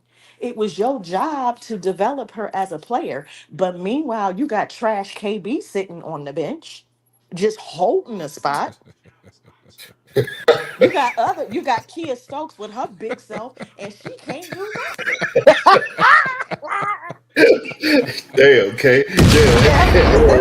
I'm shots off tonight. Yeah, damn. L snuck that up in there. That's all I'm saying. Elle say she coming with buckshot. Yeah. Oh, hold on. I'm not coming from what we already. I'm not coming from that. See, when you saying that, Elle, I feel that the girl was super talented too. You know what I mean? The only thing I didn't like about her that she came to the draft in a tuxedo. But the thing is, but listen, hold on. Let me say this: how are y'all gonna penalize these girls for the height and they actually balling? Where are we gonna find these women that are 6'5" guards? We're not gonna find that. Where are we gonna find them at? Wait, K-Sap. What I'm saying is it's a wave, K-Sap. You can be Bro mad. Claude, Don't be mad at me. what does what she wearing to a draft have to do with her skills? What I'm saying Absolutely nothing. I'm confused right now. I mean, listen. You just keep going to another level that we don't need to go to. Guess what? I make a lot of sense, but because the NWA went big for 20 years until this wave of Curry, the little man came back. So but where are we getting these girls from, though, bro, Claude? Where are these girls coming from? What you talking about? They not Jacquel Jones. They not Amazons. Where they coming from? No, listen. Hold on, bro, Claude. Can I say one thing, bro, Claude? I'm just saying bigger than 5'6", dog. You got a lot of 5'8". Olivia Miles is 5'10". She not 5'6". Okay. Hold on, let me just say one thing. I just want to be. With Dana River. Olivia Miles is tall enough, K-Sap. Maybe you misunderstanding me. Olivia Miles is tall enough. I'm just saying the 5'5", 5'6", 5'4" guards are not. That's what we were talking about. Only 4 of them survived. Like I mean, it's just like. Yo, let me just say one thing though. The reason why I hope everybody understand this, and I think Bro Claude. This is what Bro Claude is trying to say too. I don't feel like the 5'5". I'm saying me personally, I don't like small guards, but I'm not saying that the 5'5", 5'6" guards can't play. I'm saying that's what the organizations, they feel like they can't play deep. The ace, that's why the Aces cut her. I'm not saying she should have been cut. I think that I was the one arguing all year that Dana Evans got a spot, but Deja Fair is sitting on the side. That ain't make sense to me. Right. So I think Deja Fair should have been in the league. But I'm telling you the reason why the Aces cut her. That's the reason why. It was defense. They felt like she was too small to guard. That's why they kept Kate Martin, right? Because they drafted both of them. They actually drafted Deja Fair before they drafted Kate Martin. And then they cut Deja Fair. It wasn't the offense. They just felt like she couldn't defend in the playoffs when they needed an extra body. That's why they cut her. I thought it was wrong. I thought she deserved a spot. So I'm not saying I feel like she should have been cut. No. This is the league. And then even when you look at the league as a whole, again, go look at these rosters. It ain't many girls just 5'6" on these rosters. So you got to actually, we can be mad about it all we want, but the WNBA has an issue with it. But I'm saying to K-Sap's point, where are we going to find these tall girls? We're not. You know what I'm saying? We're not. We're not. And back to Brooklyn's. Like, people are overlooking the fact that it is part of these organizations' responsibility to develop these players. That's why you have player development coaches. Correct. No one wants to do their job. I want to go back to Brooklyn's point about the Asia Fair. She got cut early on from Las Vegas, and nobody else picked her up. And she was the number 3 or number 4 all-time leading scorer. Exactly. And she was better than a lot of people in college basketball. Yes. So size does matter to these GMs. That's why Jeff P was saying, "Look, I need a shooter that's over 6'1". That's why half of these teams don't win. Bingo. But can we really go off of Jeff's experience? No, hold on, Tony. He brought in Davis, and because he wanted a shooter. Can we really go off of his experience? Because this dude, he getting on my nerves now. Tony, you're right, but he's a GM though. It's not just he's picking. But the teams that have won, they have point guards. I don't care what size they are. They have point guards. Yes. They have playmaking guards that know how to set the tone and know how to control the pace and know how to get you in your sets. Yeah. That's the difference. These teams that want to go big, they just in there for show. They ain't trying to win nothing. They just out to prove that, we got bigs. that are very talented, but we can't win nothing. Well, you can't win nothing until you got somebody that's going to be able to control the offense, get you in the sets, have an IQ enough to get the bigs where they need the ball in their sweet spots to perform. Just like with old girl out there in Las Vegas. What does old girl Chelsea Gray do? Get the ball to goddamn old girl, and she goes to work. Yeah, but K-Step, how tall is Chelsea Gray though? I was just gonna say, how But tall Chelsea is Gray, okay, Chelsea, how tall is Chelsea Gray? 5'10", 5'11"? Something like that. Okay, and that's my point when I'm talking about Olivia Miles. Y'all talk about all these other guards. You misunderstood. We want Olivia Miles. Okay, but I don't care what these other people want and the way the WNBA is going. I'm focused on Chicago. I'm gonna be honest with y'all. I don't. Yeah. I hope Lakeisha is right, but I can't see LA being that stupid. I think Olivia Miles is going number 2. That's what I said. I think that goddamn Olivia Miles is going to be off the table with the Sparks. Me and Mo 3 came to that understanding that I think that Olivia Miles, because like you said, why is LA going to pick Kiki Afrin? Right. If they do pick Kiki, they got 2 options. They could go with Olivia and keep their core that they have now, which is a really good core, or they could get Kiki, and if they get Kiki, that means Derek and Henry is gonna find a new spot. So we just gotta find a team that want to trade for her and then get pieces for Derek and Henry. They probably need a point guard unless they're gonna sign Odyssey Sims. Yeah, exactly. They probably gonna trade Odyssey Sims. Right. They probably gonna trade Derek for maybe a point guard or something.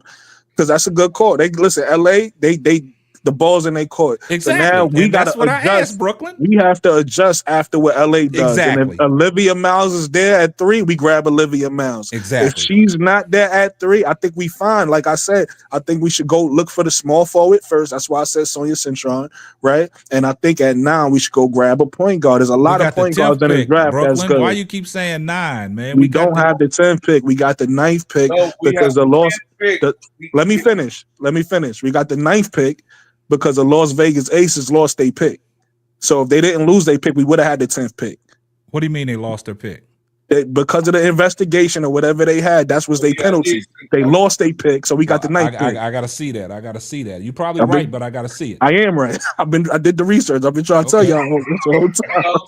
We got the 9th pick. But everybody else is saying 10. So how you get 9? What I put on the Hey, Tony, you don't believe me? Just go do the research and then come back and say, Brooklyn, you was right. Tell me where you got it from so I can go I look. just said it. I just said the Las Vegas Aces lost their the Las Vegas is saying 10. All right. So how you get 9? On the Chicago website, they say. All right. So let me ask you a question. Who got the 9th pick? Tony. I'm finna tell you right now. I'm finna tell you in a minute. Thank you, because I'm not concerned about that. I'm concerned with what they say we got. On the internet, they say the Seattle Storm has the 9th pick. That's why. That's what I'm saying. On the internet, Chicago's website, they say Chicago got 3 and 10. Yeah. All right. So last time I checked, it was 9. If I'm wrong, I'm wrong. Okay. It's because remember we have to add Golden State to the draft. The Valkyries. Correct. Yeah, the Valkyries got what? 4th. They got the 5th pick. They got the 5th pick. They got the 5th pick, and I think Washington got 4 and 6. All right. So at 10, we could get Tahina. We could get a point guard at 10. Hey, I'm gonna tell you guys this too with Jeff P. He believes we have 2 point guards on the squad already. Exactly. With Lindsey Allen and Mariah Jefferson. Not Mariah Jefferson, Dana Evans. Dana's going. No point guard. She's gone. Yeah, Dana's not going to be protected with the expansion draft. She's going to get scooped up by Golden State for sure. If Jeff keeps Mariah, if he keeps Mariah, if he keeps Mariah, I don't trust him. I already don't trust him. Mariah couldn't get no burn with teaspoon. Just 1 second. Hold on, just 1 second. Hey.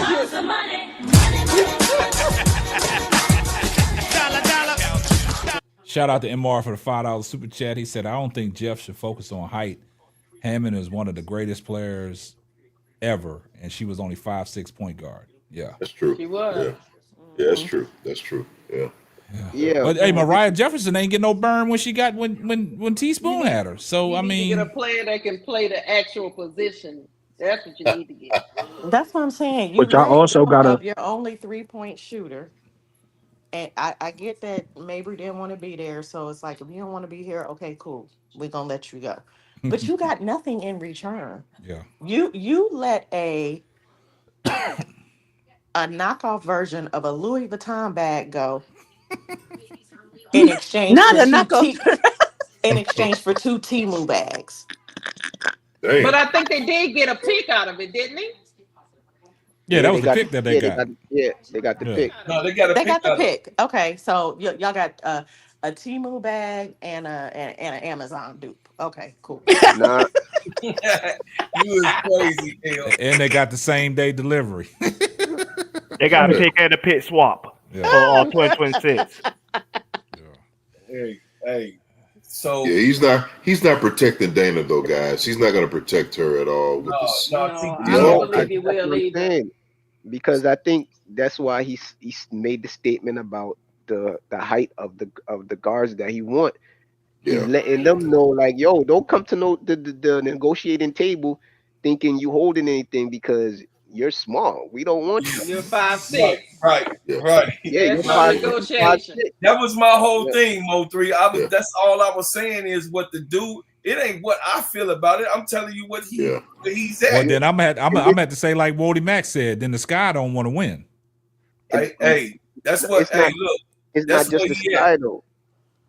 This is the thing. This is the all right. The NBA is getting smaller, right? Well, the WNBA is going in the opposite direction. They're getting bigger.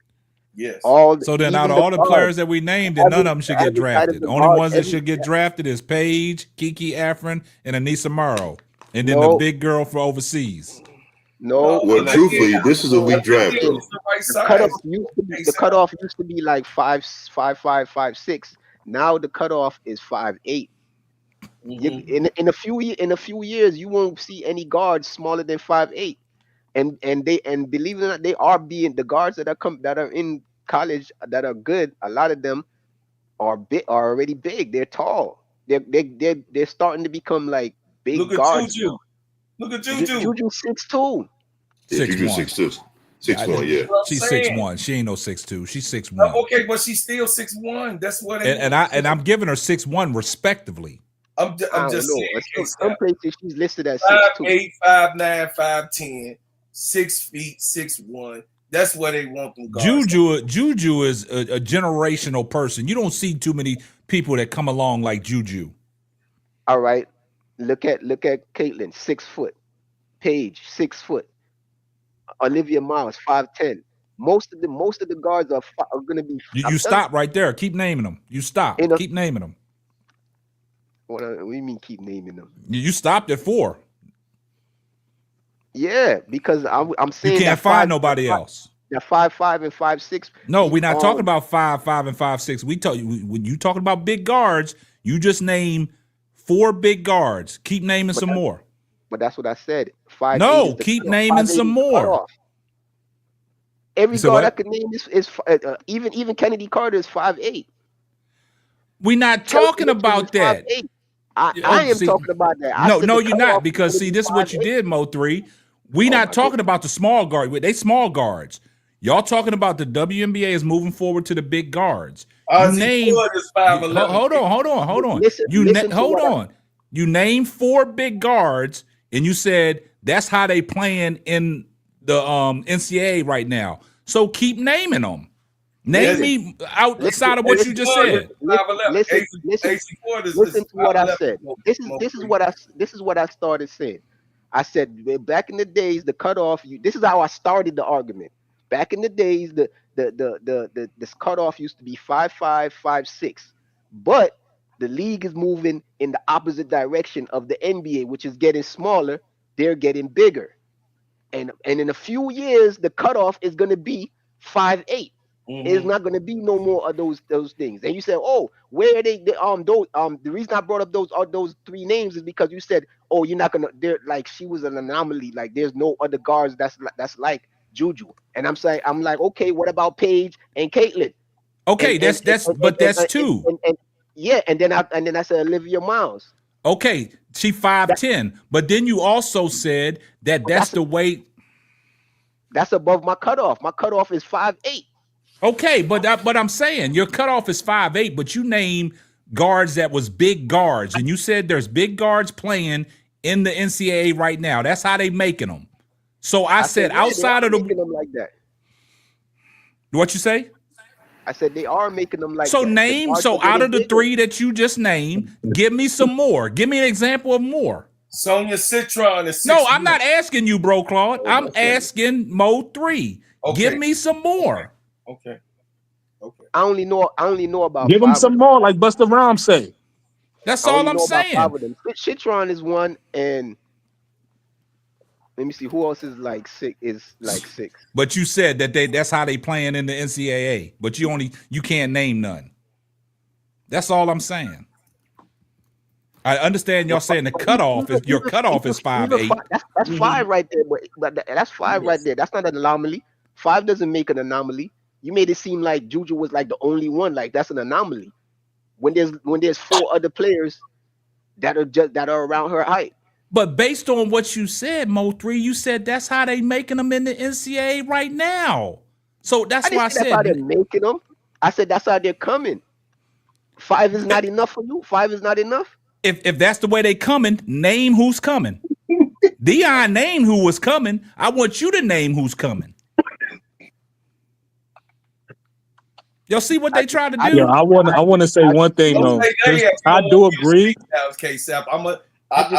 was gonna let you hear who it is. If I could speak, I didn't want you to answer that. I was going off of what Mo 3 was saying. I wanted him to name him. Yeah, I know. Yeah, I know. I do want to say. I want to say one thing real quick. I do agree that the guards are starting to get bigger, but 5'6" ain't built equally with everybody. Like Hannah Hidalgo going to be a problem when she get in the league. And that's what I'm saying. You got these one-offs, man. That's why I said when you're looking at somebody's height as a guard, I can't penalize them because they got skill sets, man. No, it's not the reason why the statement that y'all making is because these girls got skills and it's up to the GM and these teams to, advertise that. But if you don't want to advertise it, I can't do nothing about it. But I'm not going to knock a girl's height because we all seen some of these girls that have been small in stature. We seen what they've been done in the the NCAA before they even got to the WNBA. Absolutely, Plum is one of my favorites. So that's all I'm saying. Look what she did up there in Washington. Plum is 5'8". But that's what I'm saying. You can't hope if she's 5'8". Right. And look what she did up there in Washington. Right. All-time leading scorer. So to hold somebody just because they in that range of 5'6" and 5'8", I find that kind of fugazi. Yeah. Can I ask a question? I mean, it's just the way. It's just the way. I hate it though, K-Sap. I'm with you.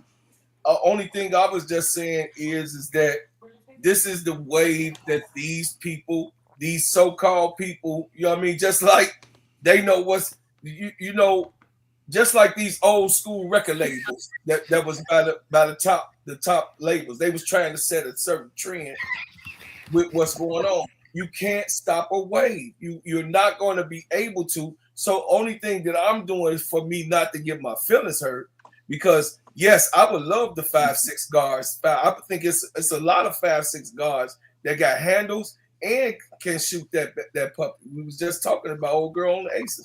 So my whole thing is that I'm gonna be realistic. I'm not gonna be emotional with all of these guards that's coming in on the draft. They averaging 5'8" and up.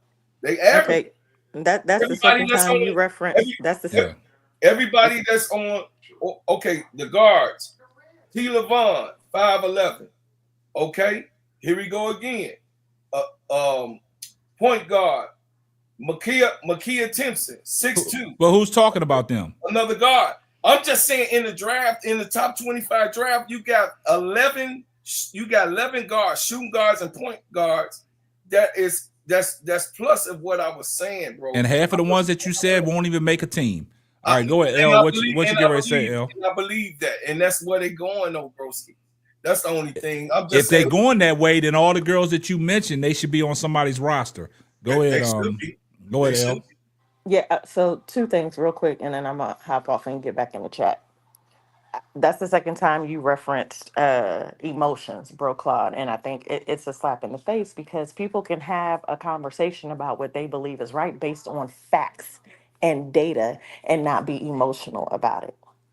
That's the first thing. Secondly, why are we putting so much emphasis on size? Everybody keeps saying this is where the league is going. That could be the direction that the league wants to go in, but if you don't have the talent pool to pull from to fit that criteria, you're gonna be butt out. It's about talent. When did it get like if that's what the WNBA is doing, then they're going to be flailing as a business. I agree, sister. You gotta focus on talent first. It doesn't matter. Like we've seen it time and time again. Spud was one of the greatest ballers of all time, and dude was shorter than me. I'm 5'4". I agree. I agree. So this nonsense about focusing. Can I finish? This nonsense about focusing on height and where there is, it's really about talent. Yes, height matters in some instances, but not before talent, not before skill set, not before results. So we're going around in a circle talking about the same thing, and it's not moving the conversation or the needle nowhere. Let's get back to talking about the draft picks and potential free agency picks and overseas picks or trade, whatever that is, based off of the game and who's doing what. And yes, I still say it's too early to say. I said that also. I agree with you, El, but I want to give you some context. The reason why height is important is because the skill set is defensively. So if you think about defensively, the smaller guards, they can't guard nobody.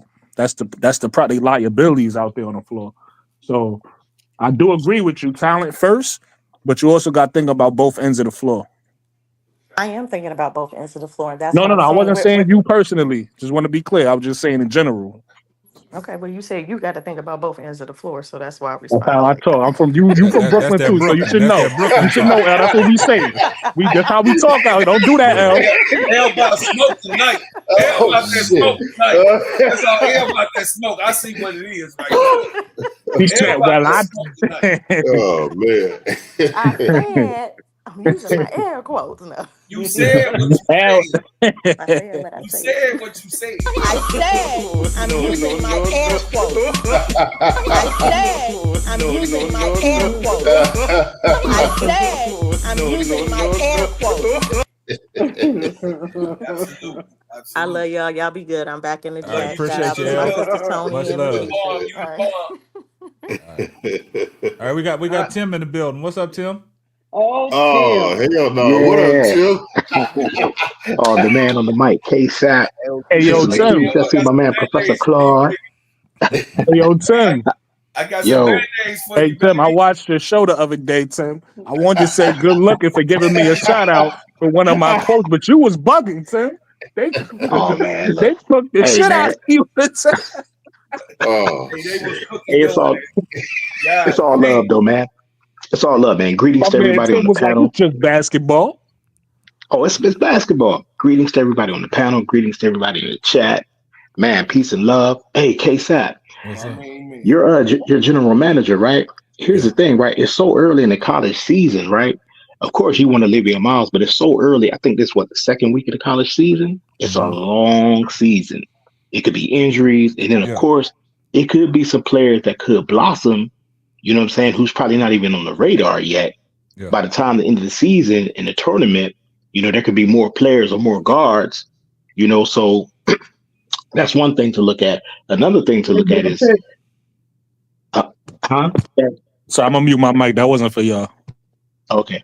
Another thing too, like how he surprised everyone with his pick of Tyler Marsh, right? So he might be trying to operate outside of the box, not he might be trying to maneuver, you know what I'm saying, in a way where it's not so how can I say it, obvious to everyone else, right? Yeah. He's got a long season to evaluate all the prospects, right? He's got a long college season, so he could just be planning it out to see what's going to happen, because you never know. So he could just be planning it out, and just evaluating. I think by the end of the season, right, he'll have a decision. Because I don't really think at the moment he has one. You know what I'm saying? Because you do have the prospects who are the top, the name of the names, Yeah. but he's probably gonna wait till the end of the season, you know what I'm saying, and then go from what he sees, maybe someone came up that wasn't on the radar, or maybe someone gets hurt. So I just think he's playing a long game. That's all. Hey, possibly. I mean, you could be right. Like they said, two things can be right at once, man. And maybe he's doing that to us, man. But I guess us Chicago Sky fans are spoiled, man. We want answers now. You know what I'm saying? We want to know the direction. You know what I'm saying? I'm with you. You on the clock. Yeah, you on the clock. So Lakeisha, man, go ahead, Lakeisha. What you got? He say Jeff P on the clock. Jeff P probably say the shortest person he want out there on that court is Kennedy Carter. That's it. Yep. So how tall is Kennedy Carter? 5'8". 5'8". 5'8". 5'8". He say the shortest person he want on the court. The only short person he want. Shortest person he want is Kennedy Carter. Everybody else gonna be big trees, so she can just navigate and do her little dance around. But you still got to take in consideration. If you going that route, you got to have somebody with ball skills. Yeah. You know what I'm saying? I mean, No, regardless, if you taking somebody that's over, 6 foot, they better come with the total package. They better have ball skills. They better have point guard ability, unless somebody said they're gonna move Angel Reese to point guard. I mean, if that's the way y'all want to look at it, like it's in a sense now that what was our major issue last year? We didn't have no guards, no point guards to orchestrate the offense. We couldn't even get an entry pass. Mm-hmm. So now, if you go into the fact of drafting all these bigs, what we just going to be freestyling on offense? We're going to be at Rucker Park? You take a shot, I take a shot? You know what I think, though? What he did notice last year, Jeff P. want to make sure we end up with a score we can depend on. Somebody that's going to give you constant points every night. Chicago didn't have that.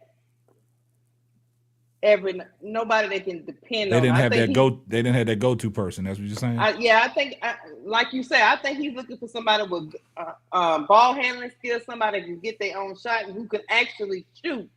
And every night they the same person. He didn't get that last year, and it really hurt us because we don't know what we're gonna get each night. Yeah, LA did all right, but she did as best as I think that she really had capabilities of doing. LA did. I mean, she's a point guard, but she's not a scorer. She's not a shooter. Right. He wants a shooter. He wants somebody that's gonna put the ball in the hole. She's too short. Her passes were getting picked off. She can't see. She can't navigate. She can't see to navigate. Right. I believe that. I believe that was the problem. And as much as he liked Mabry, she wasn't consistent. Yeah, I mean, it's gonna be interesting, man. It's gonna be. But old Jeff P, you'll never know what Jeff P gonna do until I think he showed his. I think he showed his hand. Now, I don't think he really gonna show us what he really talking about. We're gonna have to wait. And Tyler Marshall's gonna have some say don't you think? Got to. I mean, your GM and your coaches, man, because the coaches out there coaching the players. You're not just gonna put somebody in your system that you're not gonna, put on the floor.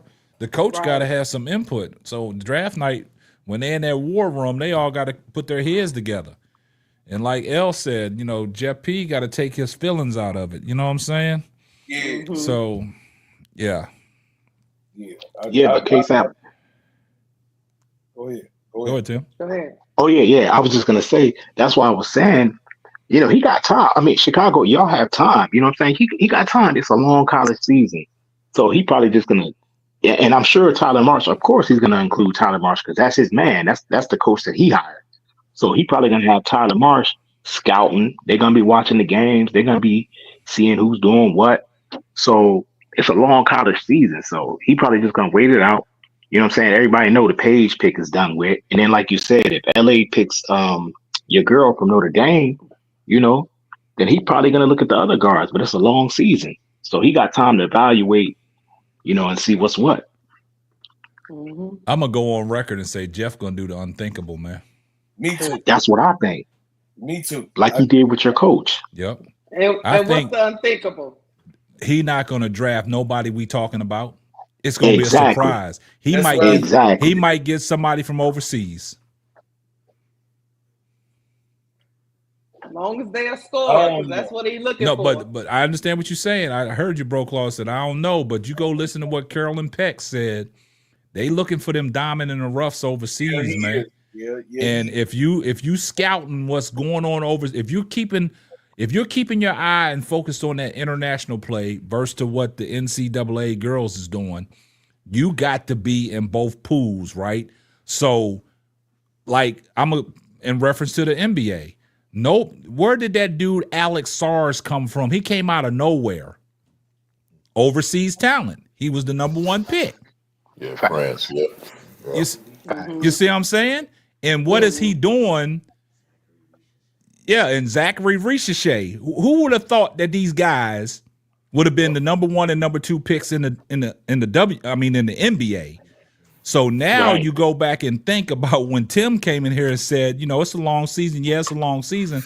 Out of all the people that we named that we think that would be a good fit for the Chicago Sky, Jeff might do the unthinkable.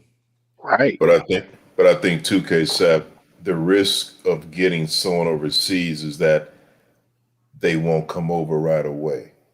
And I think Jeff knows that he wants to win now. So he's got to get some players that's going to help the Sky win now. I think, hopefully. That's what we all want. But like Jeff, we all thought when we was giving Jeff a hard time about he interviewed Kurt Miller. Didn't make a run at Stephanie White, and then all of a sudden you got Tyler Marsh came out of nowhere off the Las Vegas Aces coaching staff, right? So now when we talking about this draft and all the players that we think that is a good fit for the Chicago Sky, Jeff might do the unthinkable, man. Well, I'll say this, guys. I know at number 10, we're going to get Tahina Paopao from South Carolina. That's the pick. That's the pick. Yeah, that's the pick. We're getting her for sure. What about the basketball player, KSAP? What's that? They have this Slovenian basketball player, Savica. How tall is she? She's 6'4". And is she a guard or she's small forward? What does she play? Plays small forward. But yeah, she's 18 years old though, right? And you got to be 20. What you and got? Dominique. She and Dominique. Dominique is just 19. Yeah. So they could stay overseas though. I know Savica's in Slovenia and Dominique is in France. They could elect to stay play professional overseas. Yeah. And then also we got to take in consideration like some of the girls we mentioned, man, it's up to them if they want to come in the draft. Just like Olivia Miles. I don't think Olivia Miles has put a stamp out there and said, hey, that's true. Yeah. She's coming. It's a guarantee that Kiki Afrin, because she's a Olivia's a senior. Huh? But Olivia Miles is a senior. I know, but I think she got the COVID year. She got a 5th-year option. She does. And an injury year. She sure does, yeah. So that's the only. I think the people in 2020 got the COVID year. Her freshman year was 2021. But I think she has an injury clause too, right? Yeah, injury clause for it. She can come out. She has a red shirt. She has another red shirt if she wants. Yeah, I think she got another year. Yeah, she can come back to school if she wants to. See, and that's the question. Like, if she feels that her draft stock is not where she wanted to be, and go to a right team that's going to fit, then hey, she might say, "Hey, look, I'm going back to school." And that's the same thing what Raven Johnson's going to do. Raven is going to go back for a 5th year. She's not coming out. Yeah, she needs work. I mean, she's a defender, but she needs to work on her overall skill set. But as a defender, I would take her as a defender any day. Yep. But with her size, by just being a defender, now you got to work on your ball handling skills. You got to work on your shooting because they're gonna leave her wide open. They're gonna say that's the person I want y'all to beat me with is Raven Johnson, and we don't trust it. We'll let her shoot. You saw what You saw what old girl Caitlin Clark did to her. Just waved her off and said, "You go and shoot that thing." Yeah. So she got to work on her skill. But as a defender, I'm putting her on the court with the best of them. Oh yeah.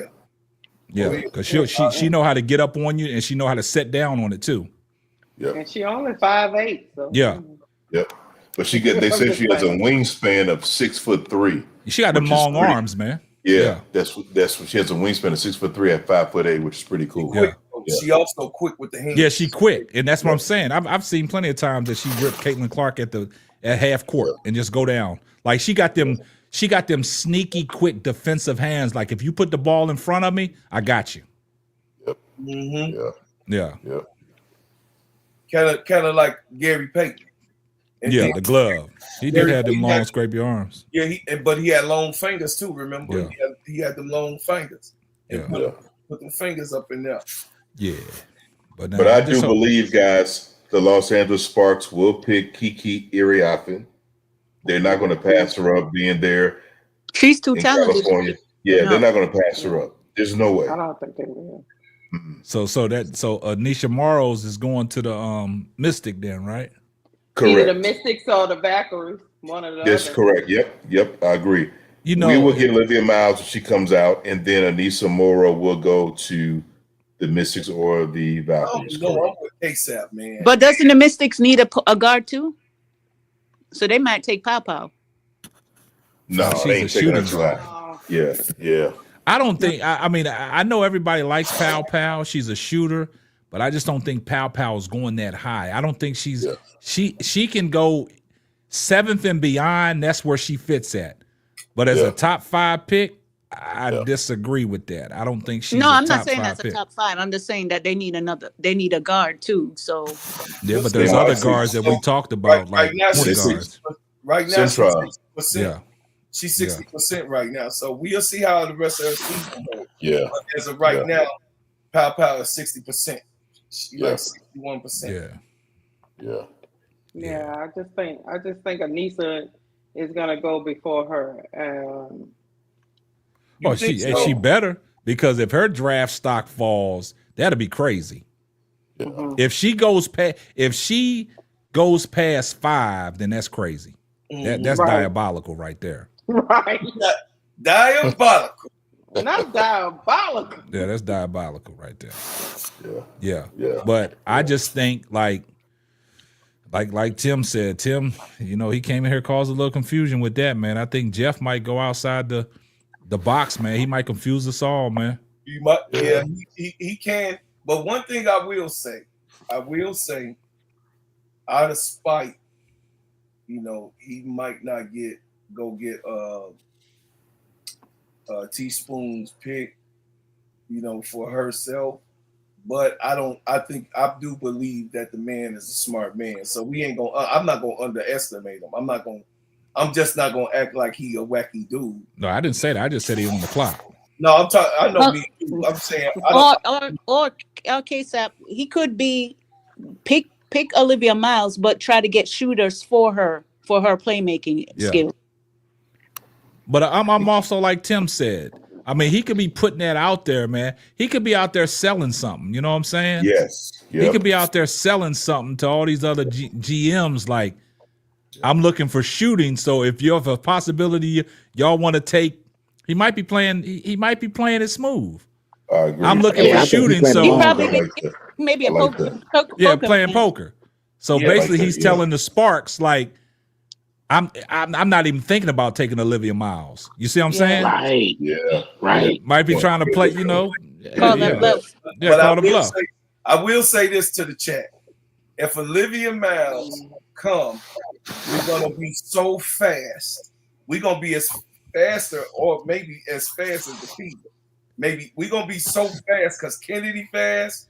She know how to push that thing, man. Right. Camilla is fast. Camilla is a fast girl. You know what? She's working to be fast, Cross. She's a little slow. She's a little slow right now. She's working to be fast. No, she's not slow. No, compared to what she was doing this year. No. Because she would get to the other side of the court before everybody else did, and and the slowpokes veterans that we had, they didn't even reach halfway. This is what I would like to see. This is what I would like to see with Camila Cardoso. The way she runs up the court, the way she gets back up and down the court. Yeah. Now, if you got somebody like Olivia Miles pushing that thing, Oh yeah. I want Camila Cardoso to be working on her three-point shot because Oh. that's going to give her an advantage because you got Olivia Miles pushing that thing. Now you got the big trail in the play. That's a step in three. But K-Side. What's that? And Bro Claude, I call him Professor Claude. Yeah. Yeah. No, but hold up. But remember, Marsh said he wanted to build the offense through Cardoso and Angel Reese, right? So wouldn't that benefit them if they played the inside game? Because if they push the pace, right? How are they going to get the inside? Olivia Miles can do that. She can push the pace and she can feed. No, you're right. Yeah. Yeah, you're right. I'm just saying if they play a fast paced game. Now, Tim, he also said he want to shoot more threes. You're right. He did. You're right. What I was telling, this is what K-Side gonna beg me up.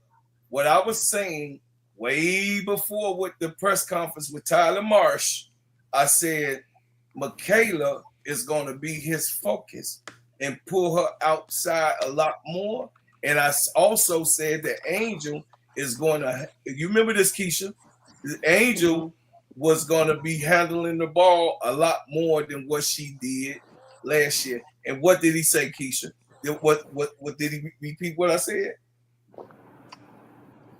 I don't know. Hold on. Say that again. I said that, once again, I said that he was going to be Michaela Awede was gonna be focused on. They're gonna try to make her like Jackie Young. She gonna be his project. Before it even came out, I said that she was gonna be his product. That's on the chat. It's on record. And I also said that Angel Reese was gonna be handling the ball a lot more in that offense. That's what he wants. He wants her to be able to shoot and also conduct the offense. It's kind of better, kind of like a I hate to say Alyssa Thomas. Right. Well, no, Alyssa Thomas is trash. But anyway, Damn. I didn't want to say Alyssa Thomas. Wait a minute. Like a Draymond. Okay, I got you. Like a Draymond. I just hate to say that because Sister Tony already checked us about bringing men on it. I'm just saying he wants No, but I get what you're talking. I get what you're saying. Yeah. I'm getting better, Sister Tony. I'm still searching. You good. We'll get there. We got a whole. Bro Clark, he trying to bring out that gun on people. He don't like 18. He don't like 18. Damn. Trash. From the beginning, trash. Okay, Bro Clark. Lord have mercy, please. Yeah. Bro, Claude, she's an all-time WNBA great so far. Oh, I don't care what you say. I'm looking at what I see with my eyes. He don't like when you bring up Alyssa Thomas or Dana Evans. He don't like it at all. Man. I don't blame him. I hate Dana Evans. I can't stand that triggers him. That girl is chaos. Everywhere she goes, she's chaos. I mean, dog, for real. She's a bench champion though. She got a ring. I don't give a damn. She in a soft leagues acting like she's Steph Curry. Go ahead, Tony. That's right. Go ahead, Tony. She need to stay overseas playing that soft area where she can be number one Steph Curry. Yeah, right. Some of them buckshots. Yeah, the team version of Steph Curry. That's right, Tony. What you got, Tim? Hey, K-Sap. Hey, this girl, Centrone, I've seen her play a couple times too, and I think it was Brooklyn that was saying. She has the ability to play the point as well. Yeah, Centrone. Listen, right. By the end of the season, do you think it's possible that she could be able to crack like the top? Like she could be like she could crack the lottery. Man, because she got the skills and she can shoot. For Sonia Citron, Sanaya Rivers, Olivia Miles. That's the 3-point guards. I don't, you know what I'm saying? If they cracking that top 10 or top 5, we need a point guard. And I can't go away from that, man. Yeah. Some of them point guards can shoot. I know the knock on Olivia Miles coming into this year, she couldn't shoot the ball. But she's shooting that 3-ball at 50% this year. All right. She's shooting it now. So she's improved her game. We got a small sample size. She came out the gate with the triple-double. But you got to understand something. As a point guard, the way she handles the ball and shoots the ball and sets up her team, she don't turn the ball over, right? She got control of that ball. Plus, she's shooting a high clip from three-point percentage that you're just not going to leave her wide open because she can kill you, right? So now when you're looking at Sanaya Rivers and Sonia Citron as other guards, they can shoot the ball too. So by the end of the season, right? Let's just say by the end of the season, right? If she's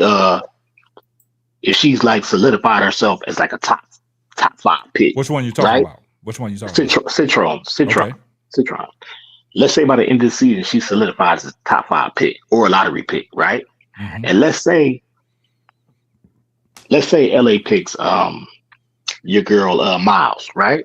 You got to go with Citron. Would you be you go with Citron? You got to go with Citron. Yeah, you got to go with Citron. You need a point guard. You got to go with Citron, and that's going to be a healthy thing to have. If Citron proves her worth, right now Chicago, you can't miss now. Okay, so who do you pick out of the two if they're both available? If they're both available and they're both solidified themselves as top 5 picks, then who do you go with? Ooh, that's tough right there, Tim. I still go with Miles though. But if it's Jeff P, Citron at 6'1", he might. There it is right there. That'll be Jeff P's pick because she's a big guard. But Tim, you made it interesting. Now you made it an interesting conversation because now say if she ends up being the way that everybody has coveted her to be that person at 6'1", that guard, to do all the things. And she cracks that top 5, and now you getting recognition. Now you got to look. Chicago, you can't go wrong now because now you got Olivia Miles and Citron to pick from. And Jeff P might do the opposite. He might go Citron. Yeah, that's why I was saying it's a long season. So that's what I'm saying. It's a long season. It's only the second week. So she could, if that's the case at the end of the season, then Chicago's still in a good place. Yeah, that's what I'm saying. That'd be a healthy thing to have. And Citron is a shooting guard, but if Olivia Miles goes off the board, then you go Citron. That address what Jeff P want. He wants shooting, right? And he wants a big guard. So there you go. And that'll help Mo 3. That's what I said. That'll help Bro Claude out in Mo 3. You know what I'm saying? So, Tim, that's a good, healthy discussion to have with that guard play. Yeah, man, it's a long college season. That's what I think Jeff P. That's what I think he's just looking at. He's just waiting to see because everybody's talking about Miles and the other guards, but it's a long season. You don't know who's going to be standing in the end. Yeah. So you gotta wait. You gotta wait it out. See, Bro Claude want us to just go get Pow. He just want Pow. Don't do that. We gonna get her at number 10 though. We getting Pow at number 10 though. We I gonna don't get care if she 10 to win, baby. That's what we. Hey, at 10 to win, we good. But we shit, Bro Claude want her at 3. Shit, I mean, I'm bought in on the girl. I'm telling you. She's 61%. She nice though. She's 61% right now. Yeah, she's a shooter. If he don't get Pow, he gonna be highly upset messing around with y'all. Well, if she go before then, that's what she deserves. Before 10, if she go, she deserves. You think what I'm saying? She's going 8 and beyond. Yeah. Okay. She might not be there at number 10. Somebody might scoop her at 8. Right. She might not be there. You know what I mean? Hey, it is what it is. But I like Pow. I like her. Mm-hmm. She go look. Check this out. He might not like her. Check this out, Sister Keisha. Pow could put the ball on the floor. She can split the defense. She can play defense, and she can shoot the ball. She battle tested. She got a chip, and she did that. So, Bro Claude, would you really pick her at number 3? Seriously, would you pick her at number 3? Not with those 3 we just talked about. No, it's a no-brainer. Only them 3 though, Bro Claude? Only them 3 that we talked about? Those 3 I mean, Paige, Kiki, and Olivia, correct? And Olivia, yes. Okay, I got you. Sonya Citron is a maybe for me. I don't really. I'm being honest. I don't really. Well, look, Chris. He's sold on Pow. We can't knock him off of that. Right. I said this in the middle. KSAP no. In the middle of the season, I was talking about Pow. No, I'm the one that said I'm the one that came out on record. I want Pow. Yeah. Me and you both. So you know what I'm saying? But then Brooklyn started putting all these other guards out there that I had to look at, and then shit, I started looking at Olivia Miles and like, hold up, if we need a guard, that's the guard to get. Yeah. But you would not select Pow at number 3 for the Sky. No, you can't do that. People they would look at Jeff. Jeff might lose his job. Not at this. But not at this point. Make him go ahead and pick her. If she not at this point, but if she continues on the tear that she's doing right now, she's up in there. She's right. I got you. But hold on, let me ask you this, bro, Claude. So if you pick Pow at 3, right? I'm just going off of your scenario. Yeah. And out of all the people that we mentioned, now what you getting at number 10? I'm going for that 3. Who you getting? All the players that we named gonna be off the board. Now we scrapping. No. Yeah. Now I'm thinking about it right now, guys. Indiana Fever at number 8 might get Pow. That's what I'm saying. Yeah. Yeah, you're right. Yeah. That's what I said. Pow is going anywhere from 8 and above. She ain't gonna be there at number 10. Yeah, you might be right. Damn. Yeah. That's what I'm saying. So now we got that's what I'm saying, because now what Tim said, he caused confusion about these guards, man. Whatever Jeff is looking at and how he's going to evaluate, it's a long season. Now it's going to be a log jam, right? Because if these guards that we're talking about that we got our eye on that Brooklyn brought to the forefront, if all of them start playing well, and then we get to the middle of the season like, damn, Sanaya Rivers then came to play. She done stepped her game up. Sonya Citron then stepped her game up. Olivia Miles is still playing. AZ Fudd. Then what? So now we're going to sit here and think like, damn, Olivia Miles started off hot. We sold on her, but goddamn, that's Sonya Citron. Ooh, man, boy, you can't pass up on something like that. It's a long season. Yeah. Exactly. If it's left up to Jeff P, he probably going to go Citron because Pow is 5'9". Yeah. Jeff P done told y'all what he wants. He said it, but I'm just telling you, Sister Keisha, he also ain't no fool. Watch this. I'm gonna throw this out there. He ain't no fool, no six. Listen, watch this. He ain't no fool. Watch this. I'm gonna throw this out there. We all say Pow might be going at 10. She might go to 8 to the Indiana Fever. Yeah. But what's that do with her and Kelsey Mitchell? But I'm gonna stop right here. I'm gonna stop there. I'll get back to that later. Just think. No, hold up. You know, because Kelsey Mitchell's the shooter. Pow's a shooter too, right? Yeah. So look, we'll leave that alone. Stop right there. Forget about I said that. Now check this out. Okay. Now, with all the guards that we talk about that's going to elevate, like Tim said, it's a long season. And with all the people that's in the draft, we got 3 and 10. Now, what if you can get a scenario where you can get an Olivia Miles or Sonya Citron or Sanaya Rivers or a AZ Fudd? That's your picks at 3 and 10. Right. Right. Yeah. Now, who you rocking with, Lakeisha? Wait a minute.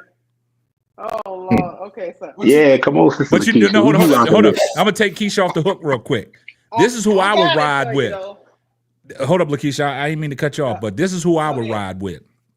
In Tim's scenario, this is who I would ride with if I'm putting a guard tandem together. I'm putting Olivia Miles together with Sonya Citron.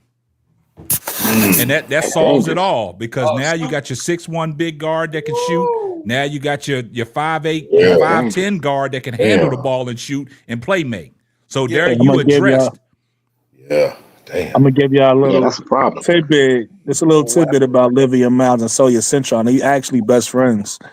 But I didn't know that. Get them both, but I don't think we can get them both on the team. No, I understand that, bro. I'm just saying that would be my ideal scenario if, from what Tim is saying, all these girls blossom. Now you got a hard decision to make because of who's in the draft now, of the names that we've named that are gonna go off the board. Now, if you got somebody like a Citron at number 10 and you get Olivia Miles at 3, then you can go to Citron. And I would be happy. So Sonya Citron and Olivia Miles is best friends, and AZ Fudd and Paige Beckers is best friends. I know you already know about Camilla and Raven. Raven, yeah. Yeah. And You know what I'm thinking about it, bro, Claw. You're right. Pow. Listen, Pow is playing really well. She could move up in the draft, guys. Now that I think about how well she's playing. That's all I was saying, Mo. No. Hold up. Yeah, hey, she's playing excellent. Chris, don't get to twerking now. Come on now. Wait. Don't get to twerking now. I'm just thinking about it. Don't let because down because South Carolina is going to be balling, and Pow is one of their leaders or the leader on the team. She could play her way up in the draft highly, as I'm thinking about it. But you got to understand that sometimes she's streaky now. Sometimes she don't. But you got to look at the players that are already set in stone that's going to be in the top 5. That's why I said Pow is not Pow is not jumping over. She's not jumping over Kiki Afrin. She's not jumping over Paige Beckers. No, she's not doing that. She can't jump over Olivia Miles. She can't jump over Anissa Morrow, right? She could. Nah. She could. As a shooter, guys, she could now. I don't know, K-Sap. I don't know. Hey, what if she goes to Washington at number 4, guys? Let's do what we did last night. Let's do what we did last night. Take the name off of it. I'm taking the name off it. I'm taking the name off of it. Nah, because if you take the name off of it and what he's about to do, he gonna say, hold on, bro, Claude. If you take the name off of what he was gonna do last night, take the name off of it, he's gonna say 60%. That's right now. That's the start of the season. Okay, you putting her stats together, but compare it without the names. Put her stats because you're going off of what Anissa Morrow's. Off of what Pow is doing, and then use Anissa Morrow's stats, and you tell me she's gonna jump up over Anissa Morrow right now. 19 and 15. 19 points, 15 rebounds. Anissa Morrow. That's what I'm talking about. So if you put them stats together and we didn't know who the names was, I'm taking 19 and 15. I'm not taking the 60%. But if we talk about needs, though, Coach K-Sap, I understand that. No, that's different. Yeah, that's going to factor in on a lot of these teams, right? The needs, like Mo 3 said, it's the needs. Yeah. But sometimes you got to look at the obvious. Like Paige Beckers, the need for any team, Paige Beckers will fit with any team. Absolutely. See, that's the difference, right? We don't know if Kiki Afrin can fit with each team. We don't know if Anissa Morrow could fit with each team. Right. Kiki feels the sparks because they'll move Rakia to the 3.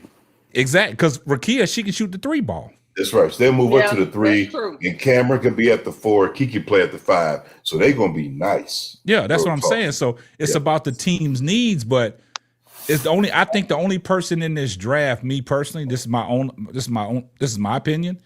Paige will fit with any team in the WNBA. That's true. Right. Yeah, true. For sure. Because y'all got to see if you heard what Andrea Carter and Carolyn Peck said when they broke down Paige Becker, it ain't only that she can shoot the 3, right. She can handle the ball, she can play D, she can get in the paint, she got a pull-up game, she got a jelly roll, and then she can go down there and play with the bigs. That's the difference. She's a plug-and-play she fit with anybody. I got a question, K-Sap. Player. You could put her in any system. She's kind of like the female KD that just plays better D. Yeah. What's the question, Lakeisha? I got a question, K-Sap, for you and Bro Claude. Bro Claude likes Pow so a lot, right? So I'm twerking. Would he take, and she's the point guard, right? Would he take Pow over Olivia Miles? Oh shit! Absolutely not. Oh, there you go. Okay. Hey, he just ran out of dollars. The twerking's over. Absolutely. He just ran out of dollars. Absolutely not. Hey, I'm Hey, gonna ask you a question though. This to throw it off, man, and then we gonna wrap it up. But I'm gonna ask you a question though. I'm gonna ask the panel the question. You got Pow coming in, right? Just say Flage comes in. Oh shit. Between Pow and Flage, where you going? All right, this is Christopher Nolan speaking. Christopher Nolan speaking. I'm going Flage all day long, but she's going to stay into next year to keep getting that NIL money. Yeah. But you gave a good answer. I want to hear you, Blowcraw. if she enters the draft, yeah. Shit, man.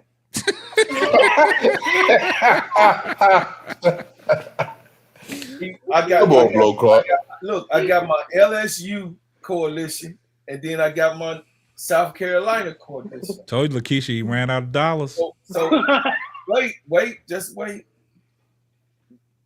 The dog in me is Flage.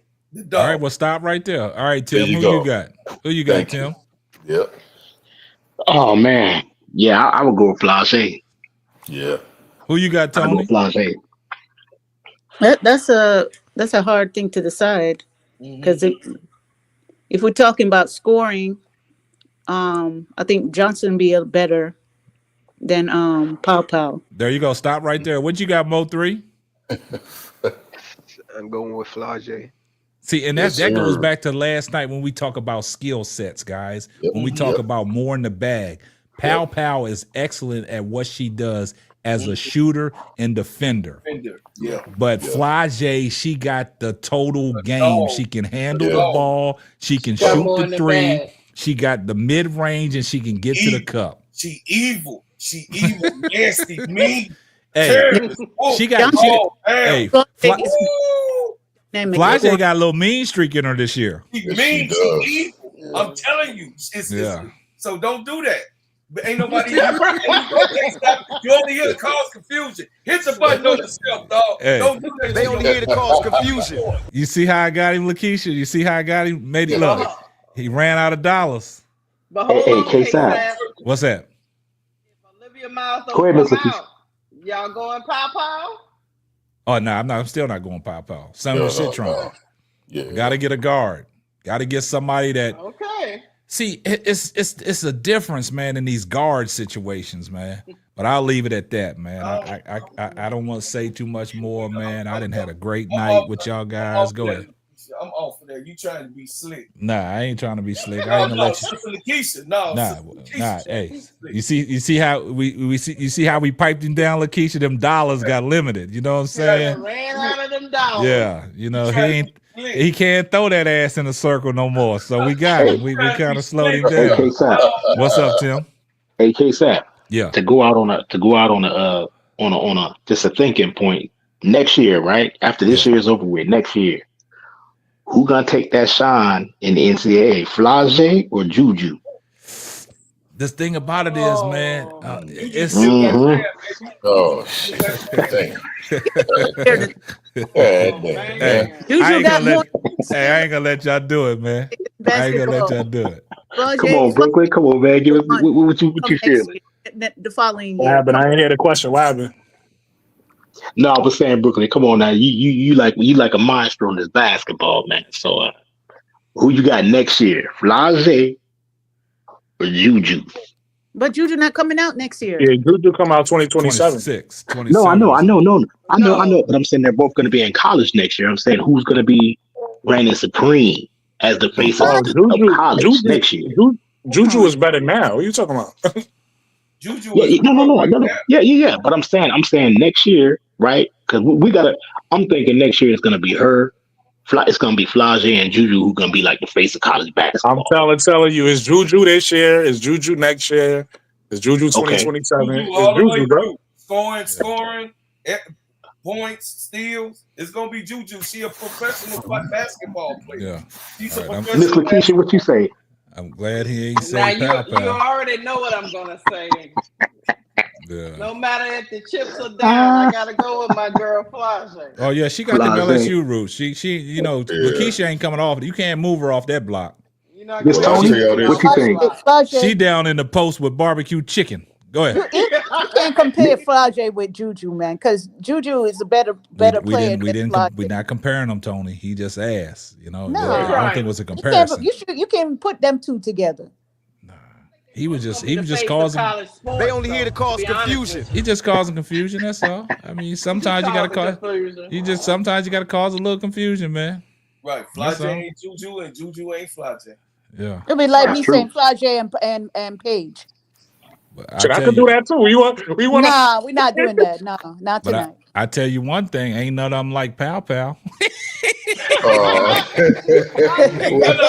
nobody shooting like Go, Pop. girl. Tell them about Papa. Ain't nobody shooting like Pop. Nah, he ran out of dollars on pal pal, man. He ran out of dollars on pal Hey, I'm pal. gonna Sell out Papa. You sell out Papa. You can't talk about Papa no more. You sell out Papa. Yeah, You I'm know gonna you say stand this. 10 toes down, bro. I'm a soldier, baby. I'm gonna stay right there. I want everybody on the Sell panel her to out, remember man. You remember can't this talk about her name. no more. Remember Malaysia Fawali. Remember her name coming Yeah, up. she nice too. Remember her name. Yeah, Yeah, Malaysia Fawali. but Dawn yeah, she nice.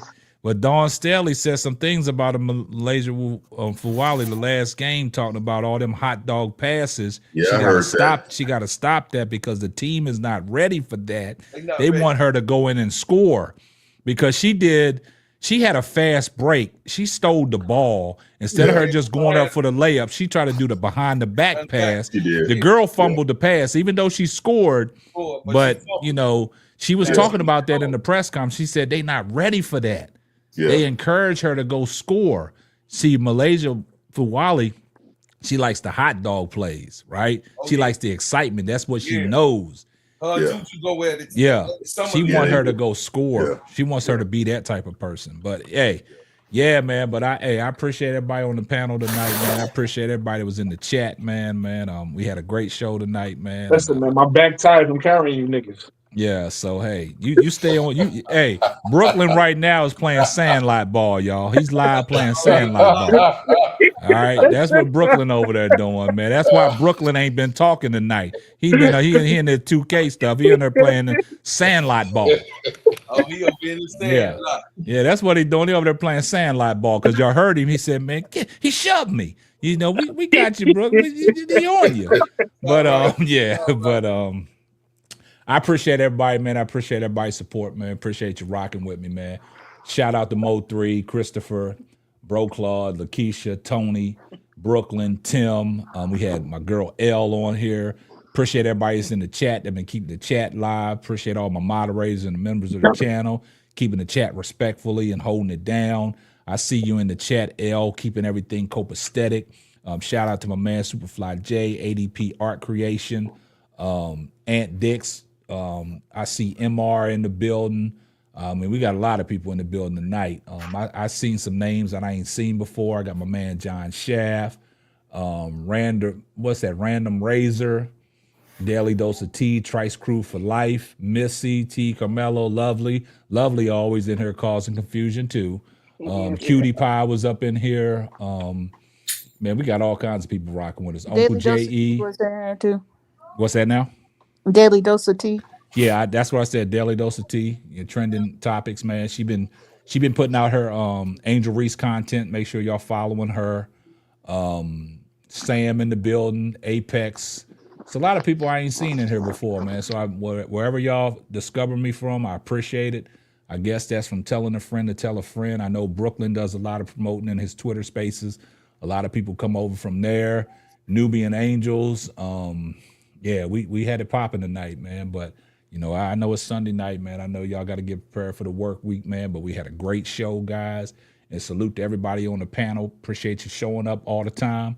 I did go live a little earlier, and I'm surprised that y'all made it here. A lot of people say y'all don't get the notification, but I guess y'all got the notification. And Christopher, man, I appreciate you coming up on the panel tonight, man. So No doubt. Appreciate it. Appreciate all my members. But hey, man, God bless, man. And like what's your name said, God bless. Good night. We'll catch you on the next one. Deuces. Night, guys. All right, good night. Good night. Good night. Podcast with my main Everybody man, blessings. K-Snap, baby. Yeah, here we go. go ahead, bro, Claude. Go ahead end the show for us, man. Go ahead and do what you got to do. We on Simply Ball Dropping Podcast with my main man, K-Snap, the best on the planet Earth, baby. No podcast is greater. Thank you, K-Snap, for letting us come up here. You see him, Lakeisha? I had to let him get that off, man. He wanted to twerk just a little bit longer. Just a little bit. He had 4 quarters in his pocket. He had to throw a little change, man. I had to let him do it, man. But yeah, man, I appreciate everybody, man. Much love, man. A salute to the panel, man. And we out of here. Thanks for listening to the Simply Ball Dropping Podcast. Be sure to subscribe, like, and share on all major platforms. That's all, folks.